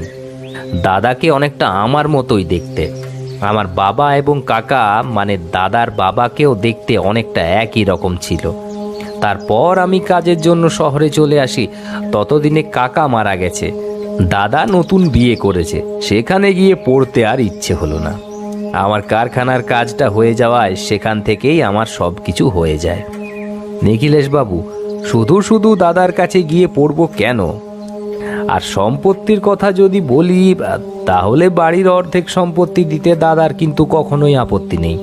দাদা নিজেও আমায় সে কথা বলেছে। তবে আমি ওসব চাই না। একা মানুষ, বিয়ে থা করিনি, বিয়ে করার ইচ্ছে নেই, এভাবেই গোটা জীবনটা কেটে যাবে। তবে সোনার গণেশ মূর্তিটা অনেক ছোটবেলায় আমি মনে হয় একবার দেখেছিলাম। আমার বাবা যখন মারা যায় তখন ওই গণেশ মূর্তিটা বাবা কাকাকে দিয়ে গিয়েছিলেন, মানে দাদার বাবাকে। আসলে গণেশ মূর্তিটা কাকা নিজের বলে দাবি করলেও আসলে সেটা কিন্তু আমার বাবা এবং কাকার দুজনের যৌথ সম্পত্তি, অন্তত আমার সেটাই মনে হয়। এসব ব্যাপার নিয়ে বেশি ঘাঁটানোর কখনোই প্রয়োজন হয়নি। শুনতে শুনতে নিখিলেশের কপালে চিন্তার ভাঁজ ফুটে উঠতে লাগল। রাধামোহন বাবুর কথা শেষ হতে নিখিলেশ চায়ের কাপটা তুলে নিয়ে বাকি চাটা শেষ করে কাপটা নিচে রেখে বলে উঠল, এবার হবে রাধামোহন বাবু। আমার মনে হয় আপনাদের সেই সোনার মূর্তির পিছনে আরো কেউ পড়েছে। কেউ একজন ওই সোনার মূর্তিটার কথা জানতে পেরেছে, কিন্তু সেটা ঠিক কোথায় আছে সে ব্যাপারে বোধহয় এখনো কোনো কিছুই জানতে পারেনি। আর সে যাই হোক না কেন, ওই বাড়ির ব্যাপারে সে খুব ভালোভাবেই জানে। নিখিলেশের কথায় শুধু রাধামোহন বাবুই নয়, আমিও কেমন যেন অবাক হলাম। নিখিলেশ এত জোর দিয়ে এমন একটা কথা বলছে কি করে সেটাই বুঝতে পারছিলাম না। রাধামোহনবাবু অবাক হলেও তার মুখের হাসিটা কিন্তু আবার ফিরে এলো। সেভাবেই তিনি বললেন, দেখুন নিখিলেশবাবু, সেটা যদি হয় তাহলে দাদার একটু সাবধান থাকা দরকার। কারণ সোনার মূর্তি যায় যাক, কিন্তু প্রাণটা গেলে তো সেটা আর ফিরে পাওয়া যাবে না। কিন্তু আমার মনে হয় না দাদা জানে মূর্তিটা কোথায় আছে। দাদা জানলে সে কথা নিশ্চয়ই আমায় বলতো, আর অন্য কেউই বা জানবে কি করে? নিখিলেশ কঠিন স্বরে বলে উঠল, সেটাই তো আমার কেন জানি না সন্দেহটা প্রবল হচ্ছে। আর আরো একটা কারণ, তবে সেটা এখন বলবো না, সেটা বলার সময় এখনো হয়নি। আচ্ছা, এর মধ্যে যদি আপনার দাদার কাছ থেকে কোনো রকম কোনো খবর পান কিংবা কোনো কিছু মনে পড়ে, তার ব্যাপারে আমায় তাহলে জানাবেন। আমার টেলিফোন নম্বর আপনার কাছে রয়েছে। আপনার দাদার সাথে যোগাযোগ করা সম্ভব নয়, একেবারে সোনারপুরে গিয়ে পৌঁছতে হবে। না হলে একটাই ভরসা, চিঠি। তবে সেখানে যাওয়ার আগে আমি দু একটা কাজ সেরে ফেলতে চাইছি। আশা করছি দিন দুয়েক পরে আমরা সোনারপুর যাব। আপনি কি আমাদের সাথে যাবেন? যদি তেমন হয় তাহলে নিশ্চয়ই যেতে তো হবেই নিখিলেশবাবু। তবে চিন্তা করবেন না, আমি আপনাদের সাথে থাকব।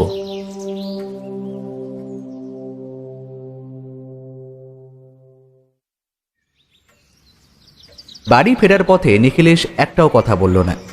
বাড়িতে ফিরে নিজের ঘরের চেয়ারে বসে বলল, অমরজিৎ, ব্যাগপত্র গুছিয়ে রাখো, আর যা কাজ রয়েছে কালকের মধ্যে সেরে ফেলো। আশা করছি পরশুদিনই আমাদের সোনারপুরের উদ্দেশ্যে বেরিয়ে পড়তে হবে। তবে একটা চিন্তা, এই দুদিনের মধ্যে জীবনমোহন বাবুর কোনো বিপদ না ঘটে যায়, তাহলে কেসটা সম্পূর্ণ হাতছাড়া হয়ে যাবে। কেসের ব্যাপারে আর কিছুই খুঁজে পাওয়া যাবে না। আচ্ছা, তুমি যে রাধামোহন বাবুর বাড়িতে বললে তোমার মনে হচ্ছে অন্য কেউ ওই সোনার মূর্তির ব্যাপারে জানে, সে ব্যাপারে তুমি এতটা নিশ্চিত হলে কি করে?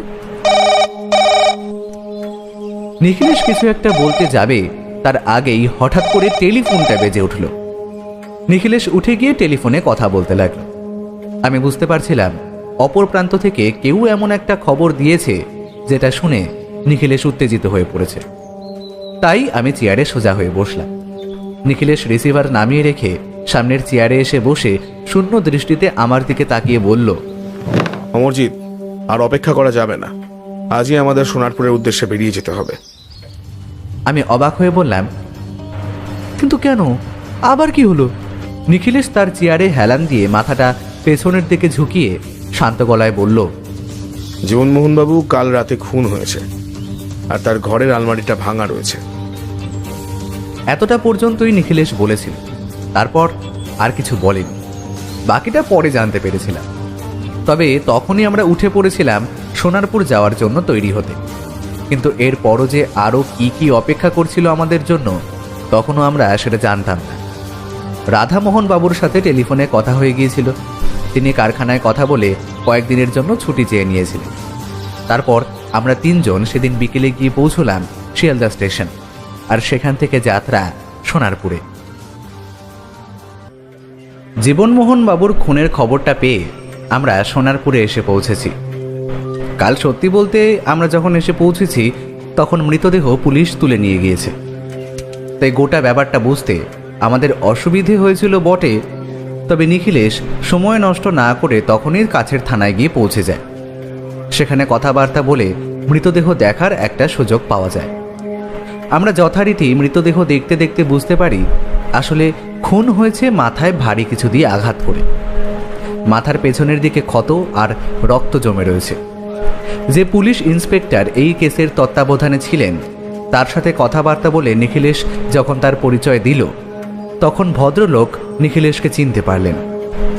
আসলে নিখিলেশ যে শুধু শহরেই কেস সমাধান করেছে তা নয়, তাকে মাঝে মাঝে এদিকে ওদিকেও যেতে হয়। তাছাড়া পুলিশের বেশ কিছু কেস সমাধান করার জন্য নিখিলেশকে পুলিশরা অনেকেই চেনে।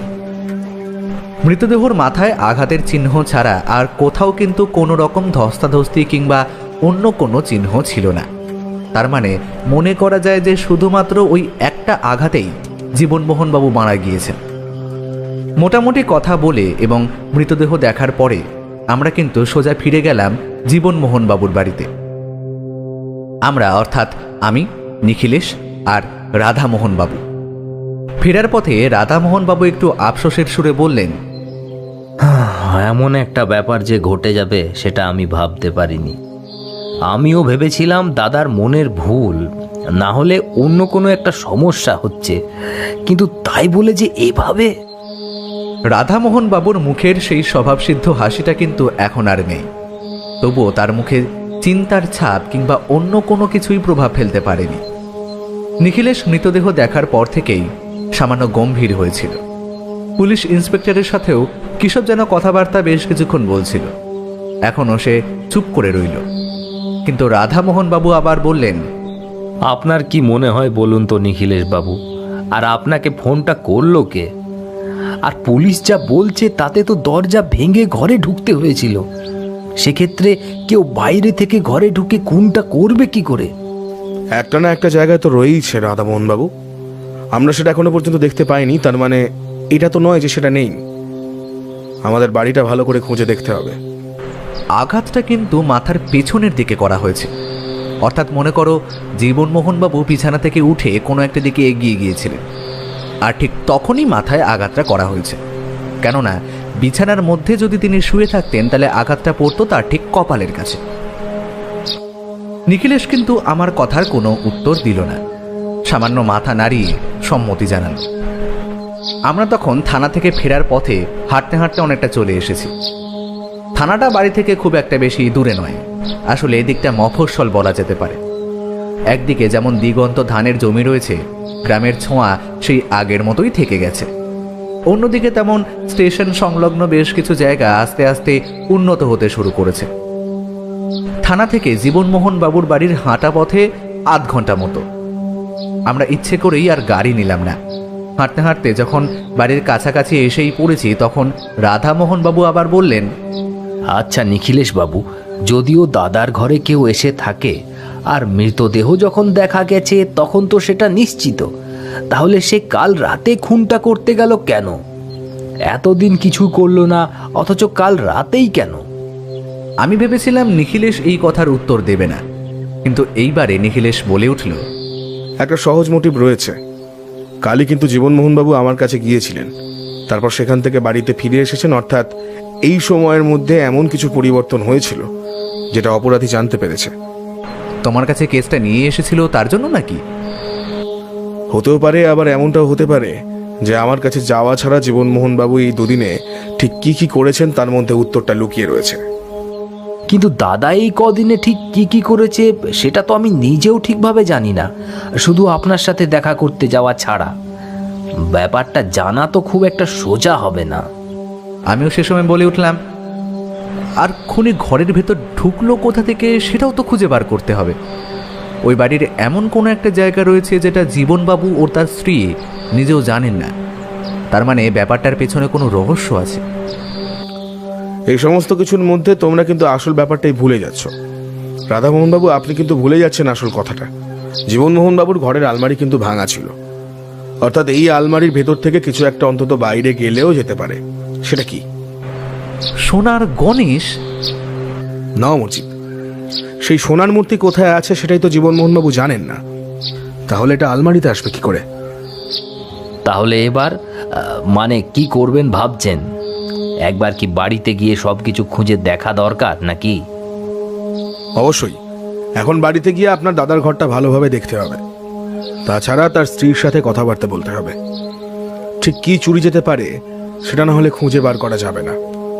আর একটা কথা বলবো, আচ্ছা, এই জীবনমোহনবাবু যখন আপনার কাছে গিয়েছিলেন তখন তো নিজের সমস্যার কথা সব খুলে বলেছিলেন, কিন্তু কখনো তিনি এমন কোনো কথা বলেছিলেন যেটা আপনার খুব একটা সহজ বলে মনে হয়নি? যদিও আপনি নিজেই বলেছেন আপনার দাদা একটু খামখেয়ালি ধরনের, অনেক কিছুই ভুলে যান মাঝে মাঝে, তবু এমন কিছু একটা যেটা অতি স্বাভাবিক নয়? রাধামোহন বাবু কেমন যেন চিন্তা করতে লাগলেন। আমরা বাড়ির প্রায় কাছাকাছি এসে পড়েছি। রাধামোহন বাবুর দিকে বেশ কিছুক্ষণ তাকিয়ে রইল। নিখিলেশ তারপর যখন বুঝতে পারলো তিনি কিছুই মনে করতে পারছেন না, তখন আমরা হাঁটতে শুরু করেছি। একটু পরেই পেছন থেকে রাধামোহন বাবু বলে উঠলেন, তেমন তো কিছুই মনে পড়ছে না নিখিলেশ বাবু, তবে তবে একটা কথা মনে পড়ছে। দাদা বেশ কিছু টাকা কারো কাছে দিয়েছিল। তিনি কাকে দিয়েছিল সে কথাটা আমায় ঠিকঠাকভাবে বলেনি, তবে এটা ছাড়া তো আর অন্য কোনো কিছুই আমার মনে পড়ছে না। আমাদের কথাবার্তা ওই পর্যন্তই হলো। ততক্ষণে আমরা জীবনমোহন বাবুর বাড়িতে চলে এসেছি। জীবনমোহন বাবুর বাড়িতে তার স্ত্রী এবং কন্যা সন্তান রয়েছে, সে কথা আমরা আগেই জানতাম। এখন তার বাড়িতে ঢুকতেই বাড়িটা ভালো করে দেখার সুযোগ পেলাম। এর আগে এখানে এসেছি, তবে তখনই সাথে সাথে থানায় চলে যেতে হয়েছে, তাই আর দেখা করার সুযোগ হয়নি। বাড়িটা বেশ বড়, সামনের দিকে বেশ খানিকটা ফাঁকা জায়গা।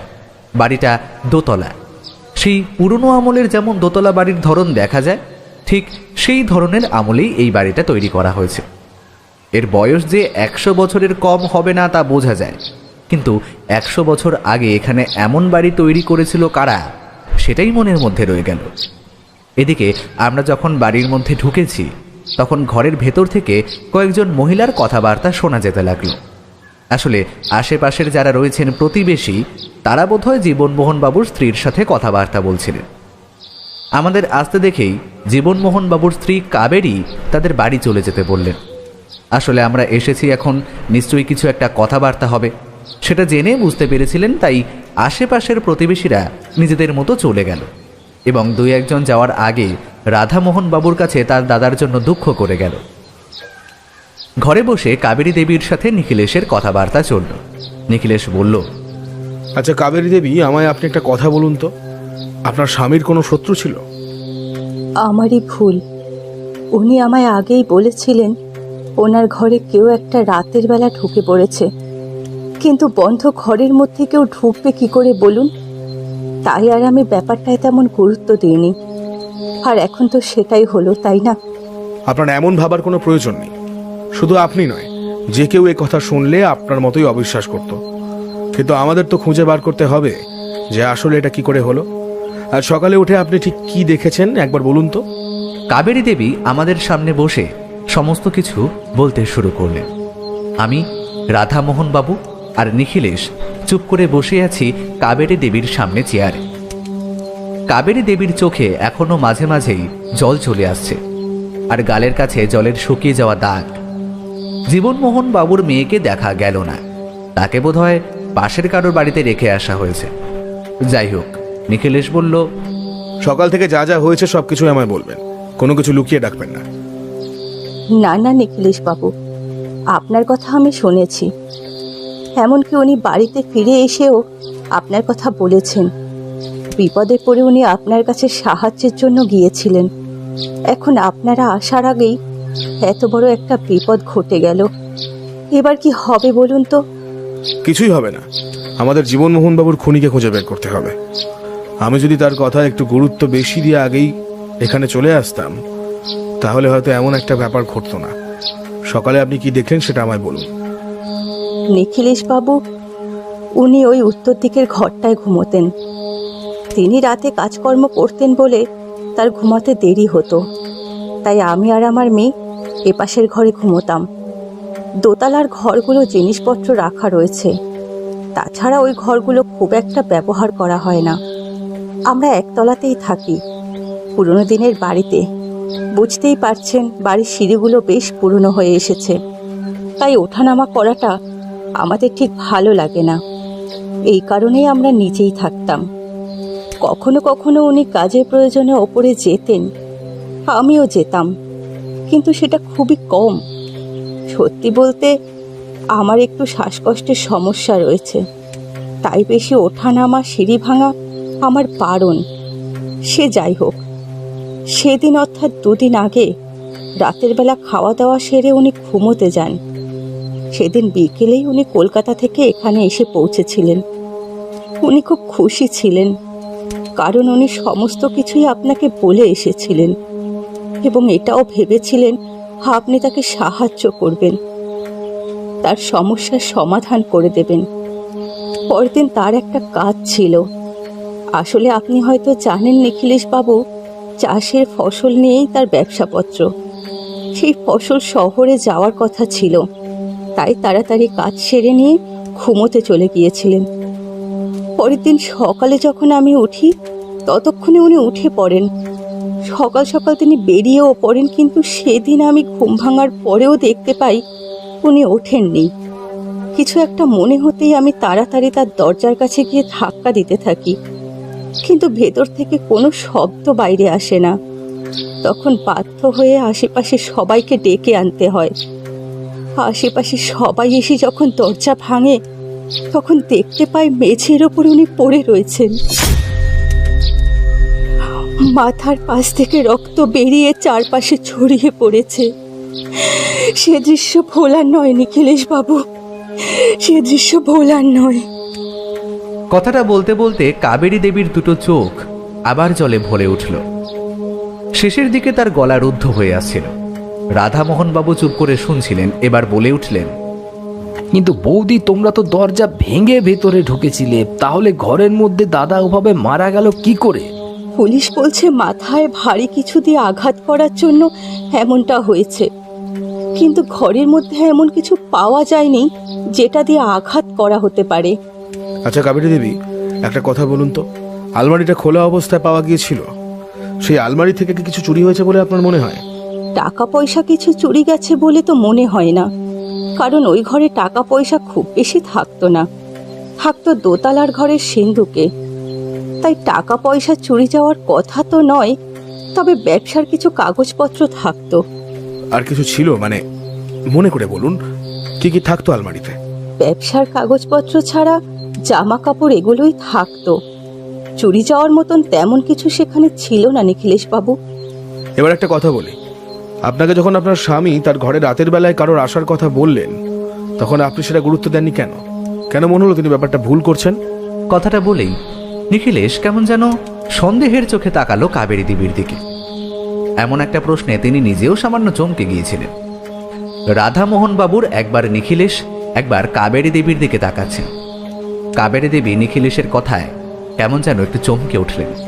তারপর বললেন, সে কি, আমি তার কথায় গুরুত্ব দিইনি এ কথা আপনাকে কে বলল? আমি তো নিজেই তাকে আপনার কাছে যেতে বললাম। উনি বলেছিলেন কলকাতায় তার ভাই রাধামোহনের কাছে গেলে সেখান থেকে আপনার সাথে দেখা করতে পারবে। এই কথা তো তাকে আমিই বলেছিলাম, অথচ আপনি বলছেন আমি তার কথায় গুরুত্ব দিইনি। এবার কাবেরী দেবীর কথায় আমি অবাক হলাম। রাধামোহনবাবু বললেন, কিন্তু বৌঠান, দাদা যে আমায় বলেছিল তুমি নাকি তার কোনো কথাই বিশ্বাস করনি, আর তাই সে আমার কাছে এসেছিল। তুমি বিশ্বাস করো ভাই, আমি ওনার সমস্ত কথাই বিশ্বাস করেছিলাম। আমি সেই জন্যেই তো ওনাকে তোমার কাছে পাঠিয়েছিলাম। আমার মেয়ে তো রয়েছে, আমার মেয়েকে নিয়ে আসি, তাহলে তার মুখেই তো আপনি শুনতে পারবেন সব কিছু। রাতের বেলা উনি যখনই মনে করতেন ঘরে কেউ ঢুকেছে, তখনই চেঁচামেচি করতেন। তখনই আমি তার ঘরে আলো নিয়ে ঢুকতাম, কিন্তু কোথাও কাউকে দেখতে পাইনি। কাবেরী দেবীর কথাবার্তা শুনে কেসটা কেমন যেন জটিল হয়ে যাচ্ছিল। আমরা খুঁজতে এসেছিলাম জীবনমোহনবাবুর খুনের কারণ আর কে তাকে খুন করলো সেটা, কিন্তু এখানে এসে তো দেখা যাচ্ছে জীবনমোহনবাবু আমাদের যা যা বলে এসেছেন তার সবকিছু সঠিক নয়। আবার এমনটাও হতে পারে যে কাবেরী দেবী আমাদের মিথ্যা কথা বলছে। কিন্তু তিনি মিথ্যা কথা বলতে যাবেন কেন? নিখিলেশ বোধহয় আমার মতোই কিছু বুঝতে পারছিল না, তাই বেশ কিছুক্ষণ চুপ করে বসে রইল।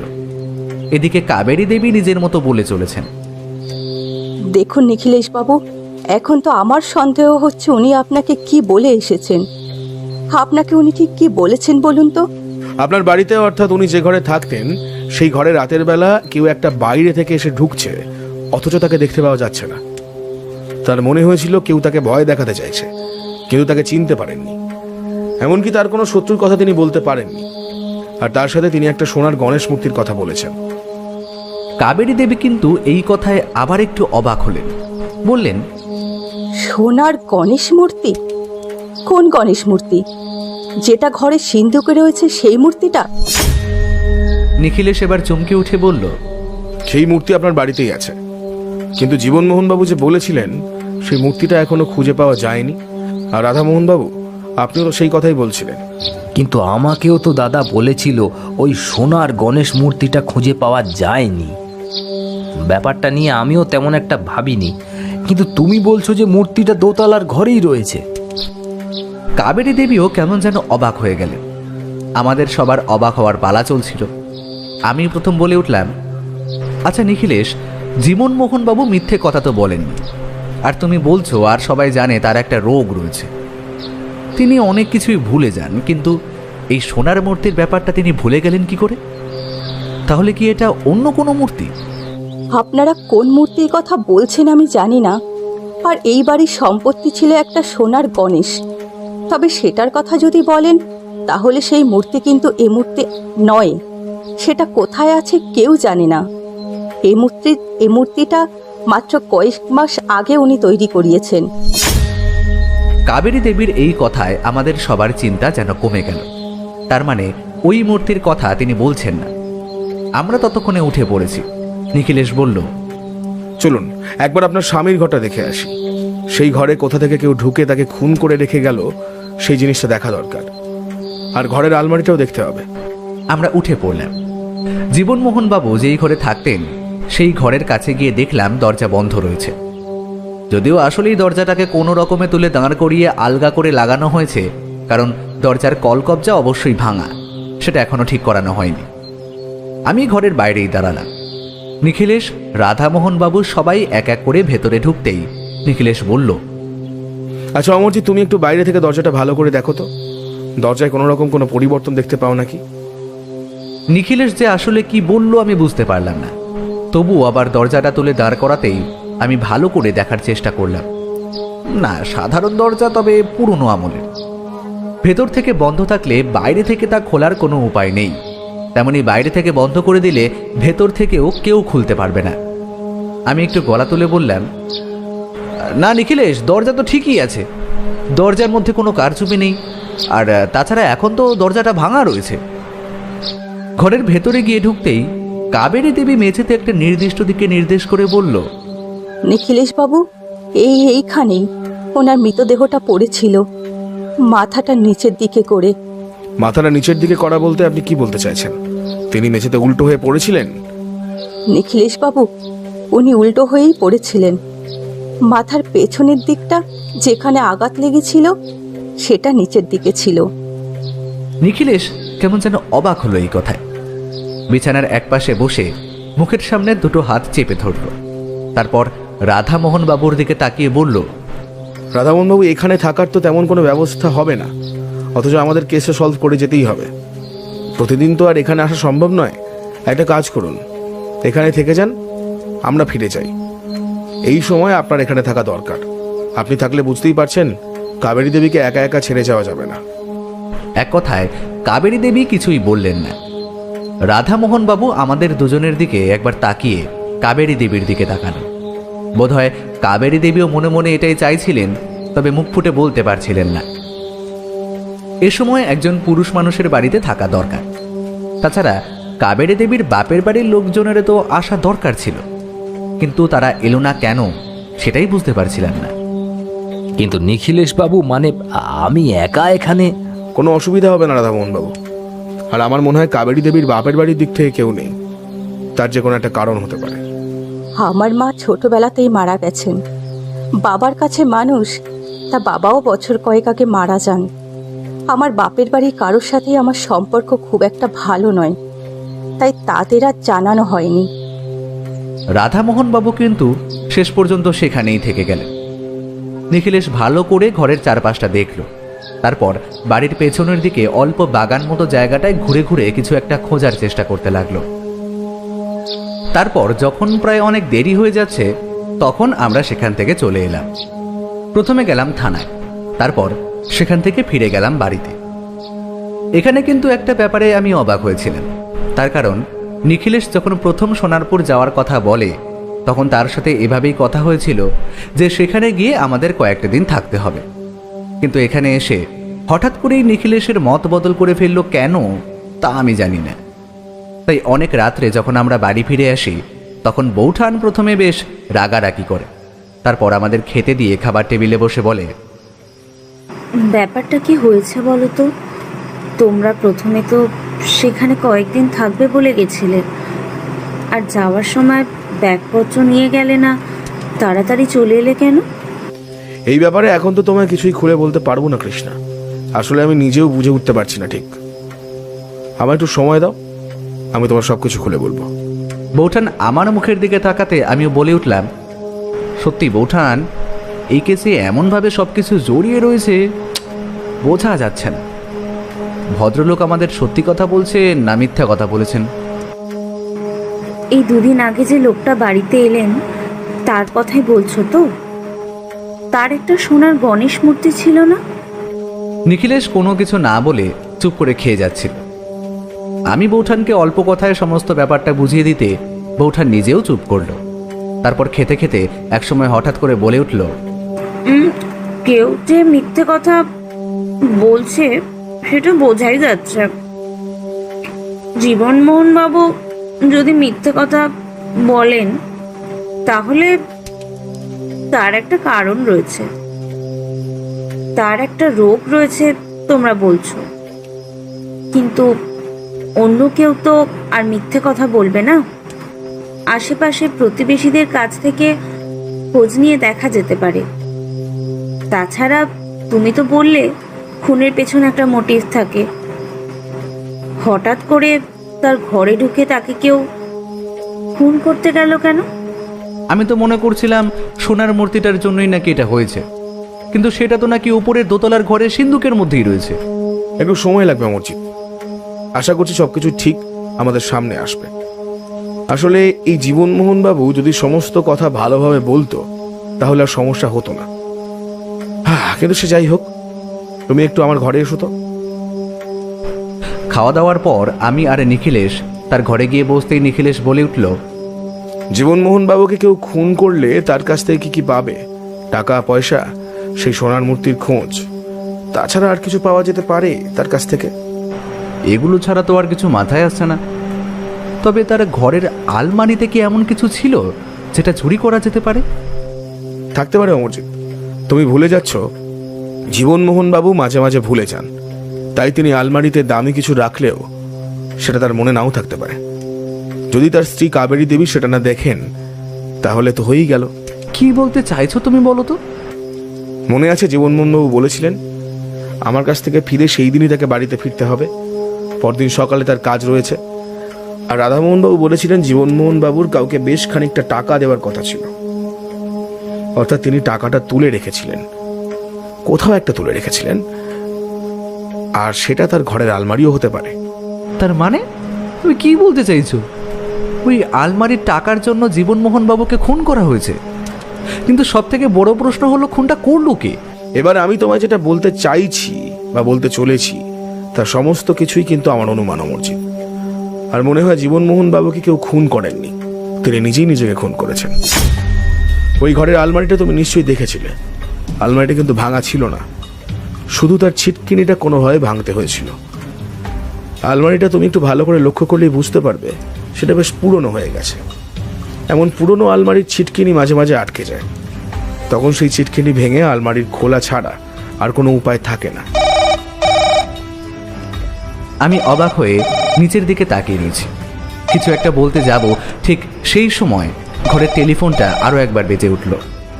নিখিলেশ উঠে গিয়ে টেলিফোন তুলতেই অপর প্রান্ত থেকে বোধহয় কেউ কিছু বলতে লাগলেন। নিখিলেশ খুব মন দিয়ে শুনল, তারপরে বলল, আচ্ছা আচ্ছা, আমি ওটা আন্দাজ করছিলাম ইন্সপেক্টর বাবু। ঠিক আছে, তাহলে আপনি একটা কাজ করুন, দেখুন ওই বাড়িতে কেউ ঢোকার চেষ্টা করছে নাকি। বিশেষত বাড়ির পিছনের দিকে যে জায়গাটা রয়েছে সেদিকটা একটু বেশি করে নজর রাখার চেষ্টা করবেন। আমার মনে হচ্ছে সেখান থেকেই কেউ বাড়িতে ঢোকার চেষ্টা করবে, আজ না হলে কাল বা দুদিন পরে হলেও করবে।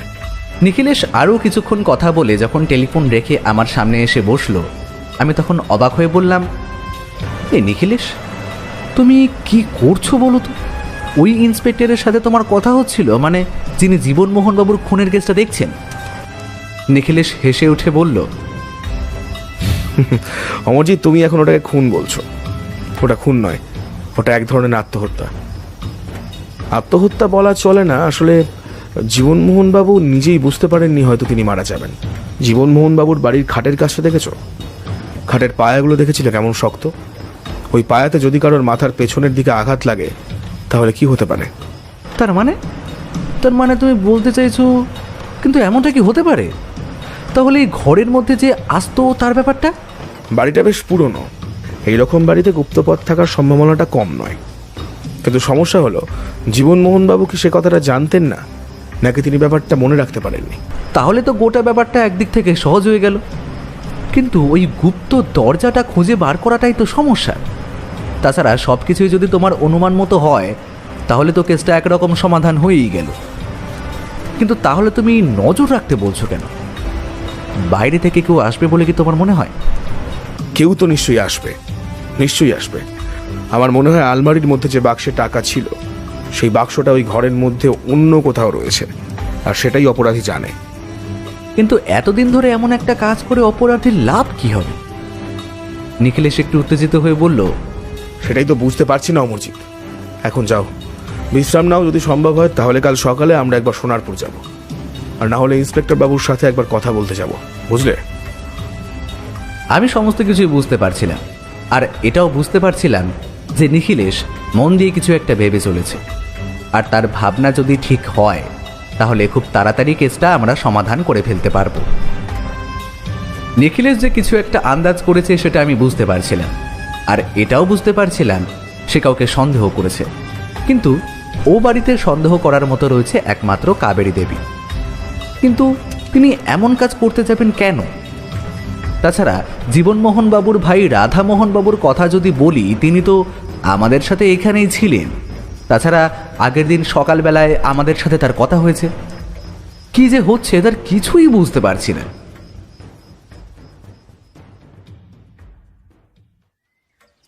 পরদিন সকালে ঘুম থেকে উঠতেই দেখি নিখিলেশ তৈরি হয়ে গিয়েছে। আমি তার ঘরে ঢুকে তাকে দেখে অবাক হয়ে বললাম, কি ব্যাপার, তুমি এই সময় আবার কোথায় চললে? কাল ইন্সপেক্টরের সাথে কথা হয়েছিল, আর সকালে তিনি নিজেই টেলিফোন করেছিলেন। আমার সোনারপুরে গিয়ে থাকতে হবে 2 দিন, তবে তোমার বোধহয় যাওয়া হবে না। তোমার নতুন বইয়ের ব্যাপারে কি একটা কাজ আছে বলছিলে না? আমি ভুলে গিয়েছিলাম নিখিলেশের কথায় আমার আবার নতুন করে মনে পড়ল। সত্যিই তো, আজ সকালে আমার একবার বই পাবলিশারের অফিসে যেতে হবে। তাই বলে উঠলাম, কিন্তু তোমাকে কি কারণে যেতে হবে সেটা তো বলো। তুমি তো বললে সমস্ত কিছুই তুমি বুঝতে পেরেছো, তাহলে আবার?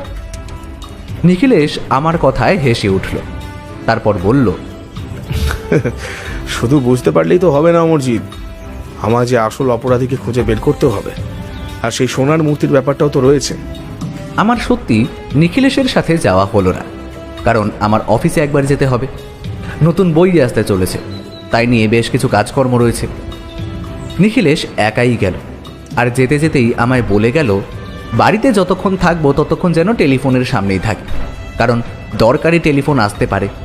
ভাড়ার গাড়িতে উঠতে উঠতে বলল, কেমন যেন মনে হচ্ছে অমরজিৎ, কেসটা এমনভাবে শেষ হবে যেটা আমরা ধারণাই করতে পারিনি কখনো। আমার মন বলছে অমরজিৎ, এই কেসটা তো সহজে আমাদের নিস্তার দেবে না। শুধু জীবনমোহনবাবুই নয়, তার স্ত্রীর বোধহয় বিপদ রয়েছে। তাই আমি তাড়াতাড়ি সেখানে যেতে চাই। নিখিলেশের সাথে আর কোনো কথা হলো না, সে তাড়াতাড়ি বেরিয়ে গেল। আমি অপেক্ষা করতে লাগলাম তার টেলিফোন আসার কিংবা ফিরে আসার জন্য। মাঝখানে 2 দিন কেটে গেল। নিখিলেশ এর মধ্যে 2 বার টেলিফোন করলেও কাজের কথা কিন্তু তেমন কিছু হয়নি। একবার সে বৌঠানের সাথে কথা বলেছে, একবার আমার সাথে কথাবার্তা বলেছে, তবে আসল ব্যাপার কিছুই এখনো কিন্তু জানা যায়নি। এদিকে আমায় যা কাজকর্ম বাকি ছিল সেগুলো একরকম শেষ হয়ে গিয়েছে। 2 দিন কেটে যাওয়ার পর দিন সকালে মনে মনে ভাবছি এখন কি করা যায়। জীবনমোহন বাবুর বাড়িতে টেলিফোন রয়েছে বটেই, কিন্তু তার টেলিফোন নাম্বার তো আমার কাছে নেই। একটা কাজ করা যেতে পারে, দাসবাবুকে টেলিফোন করে তারপর তার কাছ থেকে সোনারপুর থানার টেলিফোন নাম্বার জোগাড় করা যেতে পারে। কিন্তু শুধু শুধু এটা করলে নিখিলেশ যদি আবার আমার উপর রাগ করে। মনে মনে এমনটাই ভেবে নিয়ে আমি সেদিনটা অপেক্ষা করে গেলাম, আর সেদিন সন্ধ্যাবেলাতেই নিখিলেশ ফিরে এলো। তার মুখ দেখেই আমি বুঝতে পারছিলাম যে কেসের সমাধান বোধহয় হয়ে গিয়েছে। নিখিলেশ যখন কোনো কেস সমাধান করে ফেলে তখন তার মুখে এমন একটা হাসি দেখতে পাওয়া যায়। আমি কিন্তু তাকে সময় দিলাম। সে বাথরুমে গিয়ে হাত মুখ ধুয়ে এসে বৌঠানকে ডেকে বলল, হে কৃষ্ণা, 1 কাপ চা দিয়ে যাও তো, বেশ কড়া করে দিও। মাথাটা বড্ড ধরে আছে, 2 দিন রাতে ভালোভাবে ঘুমোতে পারিনি, আজ একটু শান্তিতে ঘুমোবো। আমি চা করে দিচ্ছি, কিন্তু কেসটার কি হলো সেটা তো বলবে।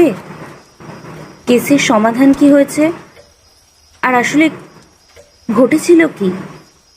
যা ঘটেছিল তা একটা খুব শ্রুতিমধুর নয় কৃষ্ণা, আসলে বুঝতে পারেনি যে কেসটা এমন দিকে গড়াবে। একটা কথা শুনলে তোমরা অবাক হয়ে যাবে, সেটা হলো জীবনমোহন বাবুকে যেমন কেউ খুন করেননি, তেমন জীবনমোহন বাবুর ঘরেও কেউ আসতো না। এমনকি তার ঘরের আলমারি থেকে কিছু চুরি যায়নি। সব থেকে বড় কথা হলো জীবনমোহন বাবুর বাড়িতে সেই সোনার গণেশ মূর্তি কেউ কোনোদিন দেখেনি, তাই সেই মূর্তি খুঁজে পাওয়ার কোনো সম্ভাবনাও নেই। আর সেই মূর্তিটার পরিবর্তে জীবনমোহন বাবু নিজে একটা সোনার গণেশ মূর্তি তৈরি করেছিলেন।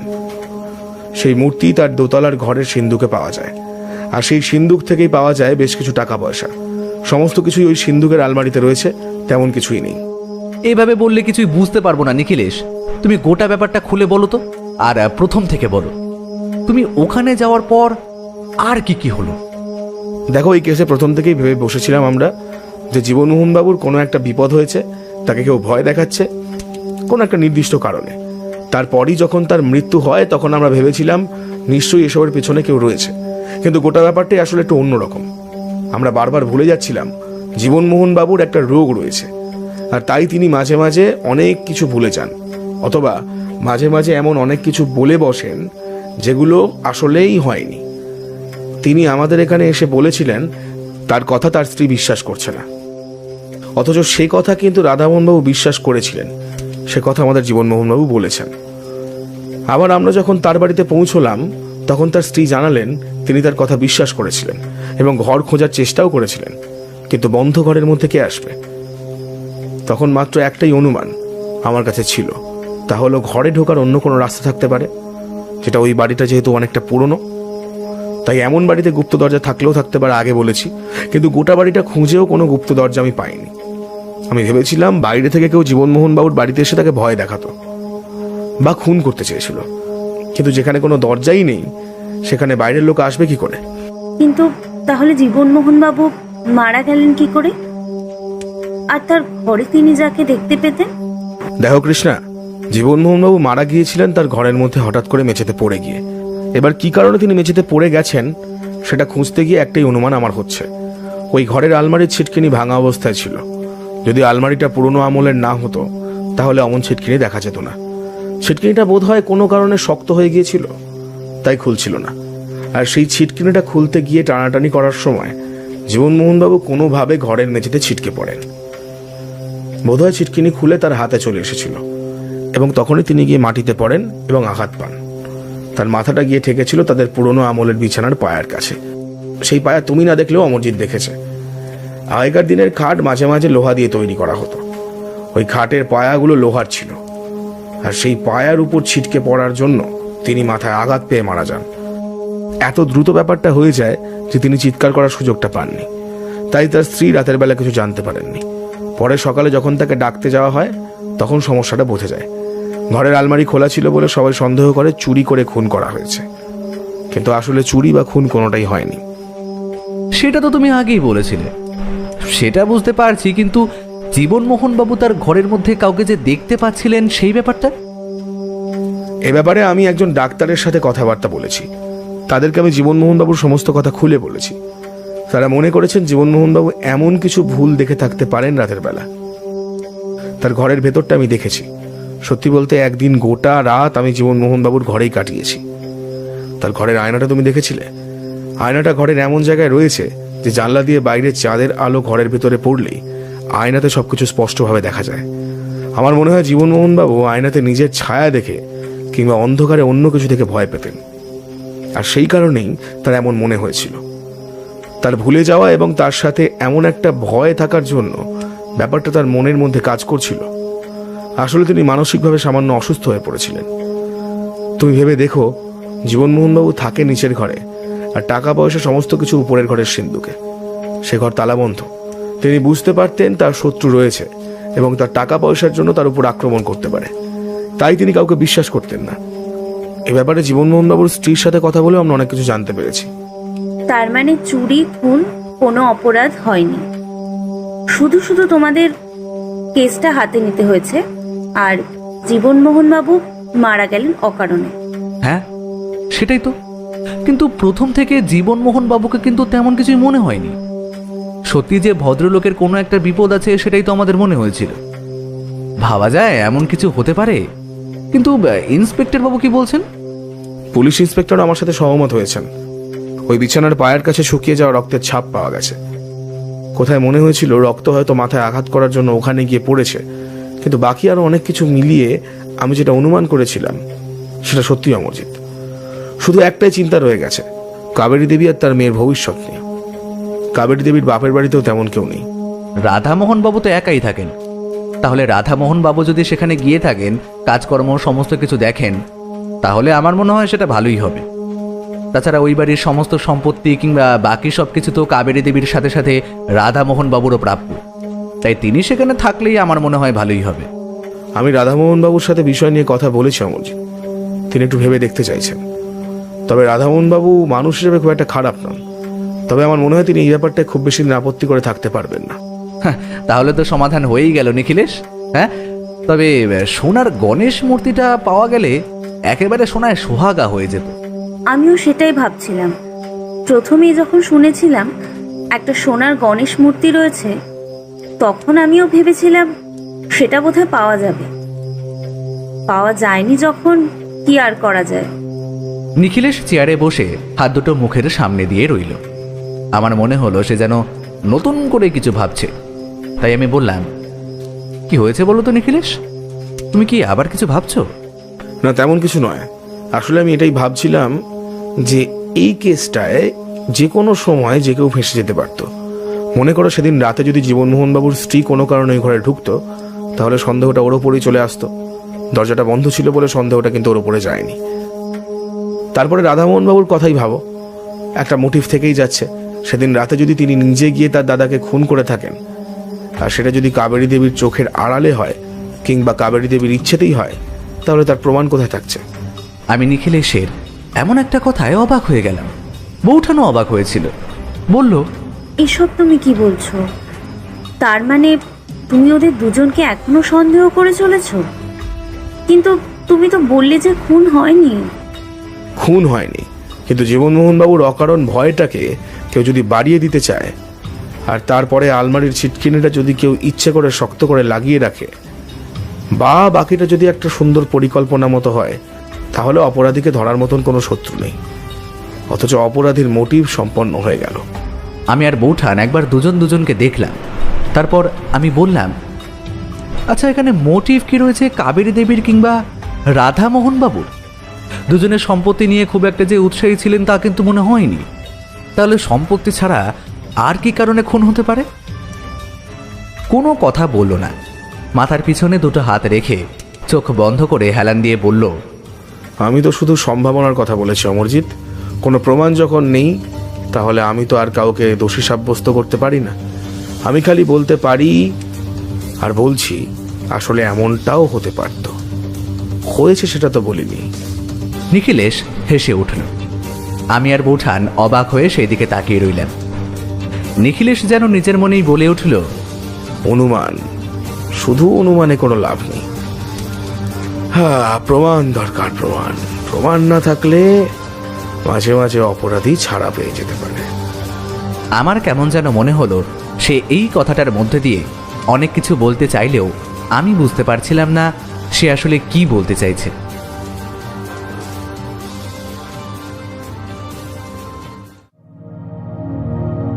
শুনছিলেন লেখক সুকান্ত দাশের কলমে নিখিলেশ ও অদ্ভুত লোক গল্পের দ্বিতীয় পর্ব।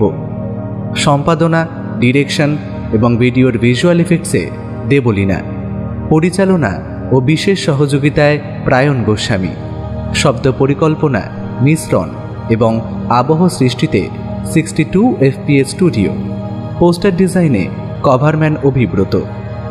কেমন লাগলো আজকের গল্পটি? ভালো লাগলে অবশ্যই আমাদের সাবস্ক্রাইব করে আমাদের সাথে থাকুন এবং লাইক ও কমেন্টের মাধ্যমে আপনার মতামত জানান। এরকম গল্প যদি আরও শুনতে চান তাহলে প্লিজ আমাদের কমেন্টের মাধ্যমে জানান। দেখা হবে নতুন কোনো গল্পে। ততক্ষণের জন্য শুভরাত্রি। ভালো থাকবেন এবং সকলকে ভালো রাখবেন।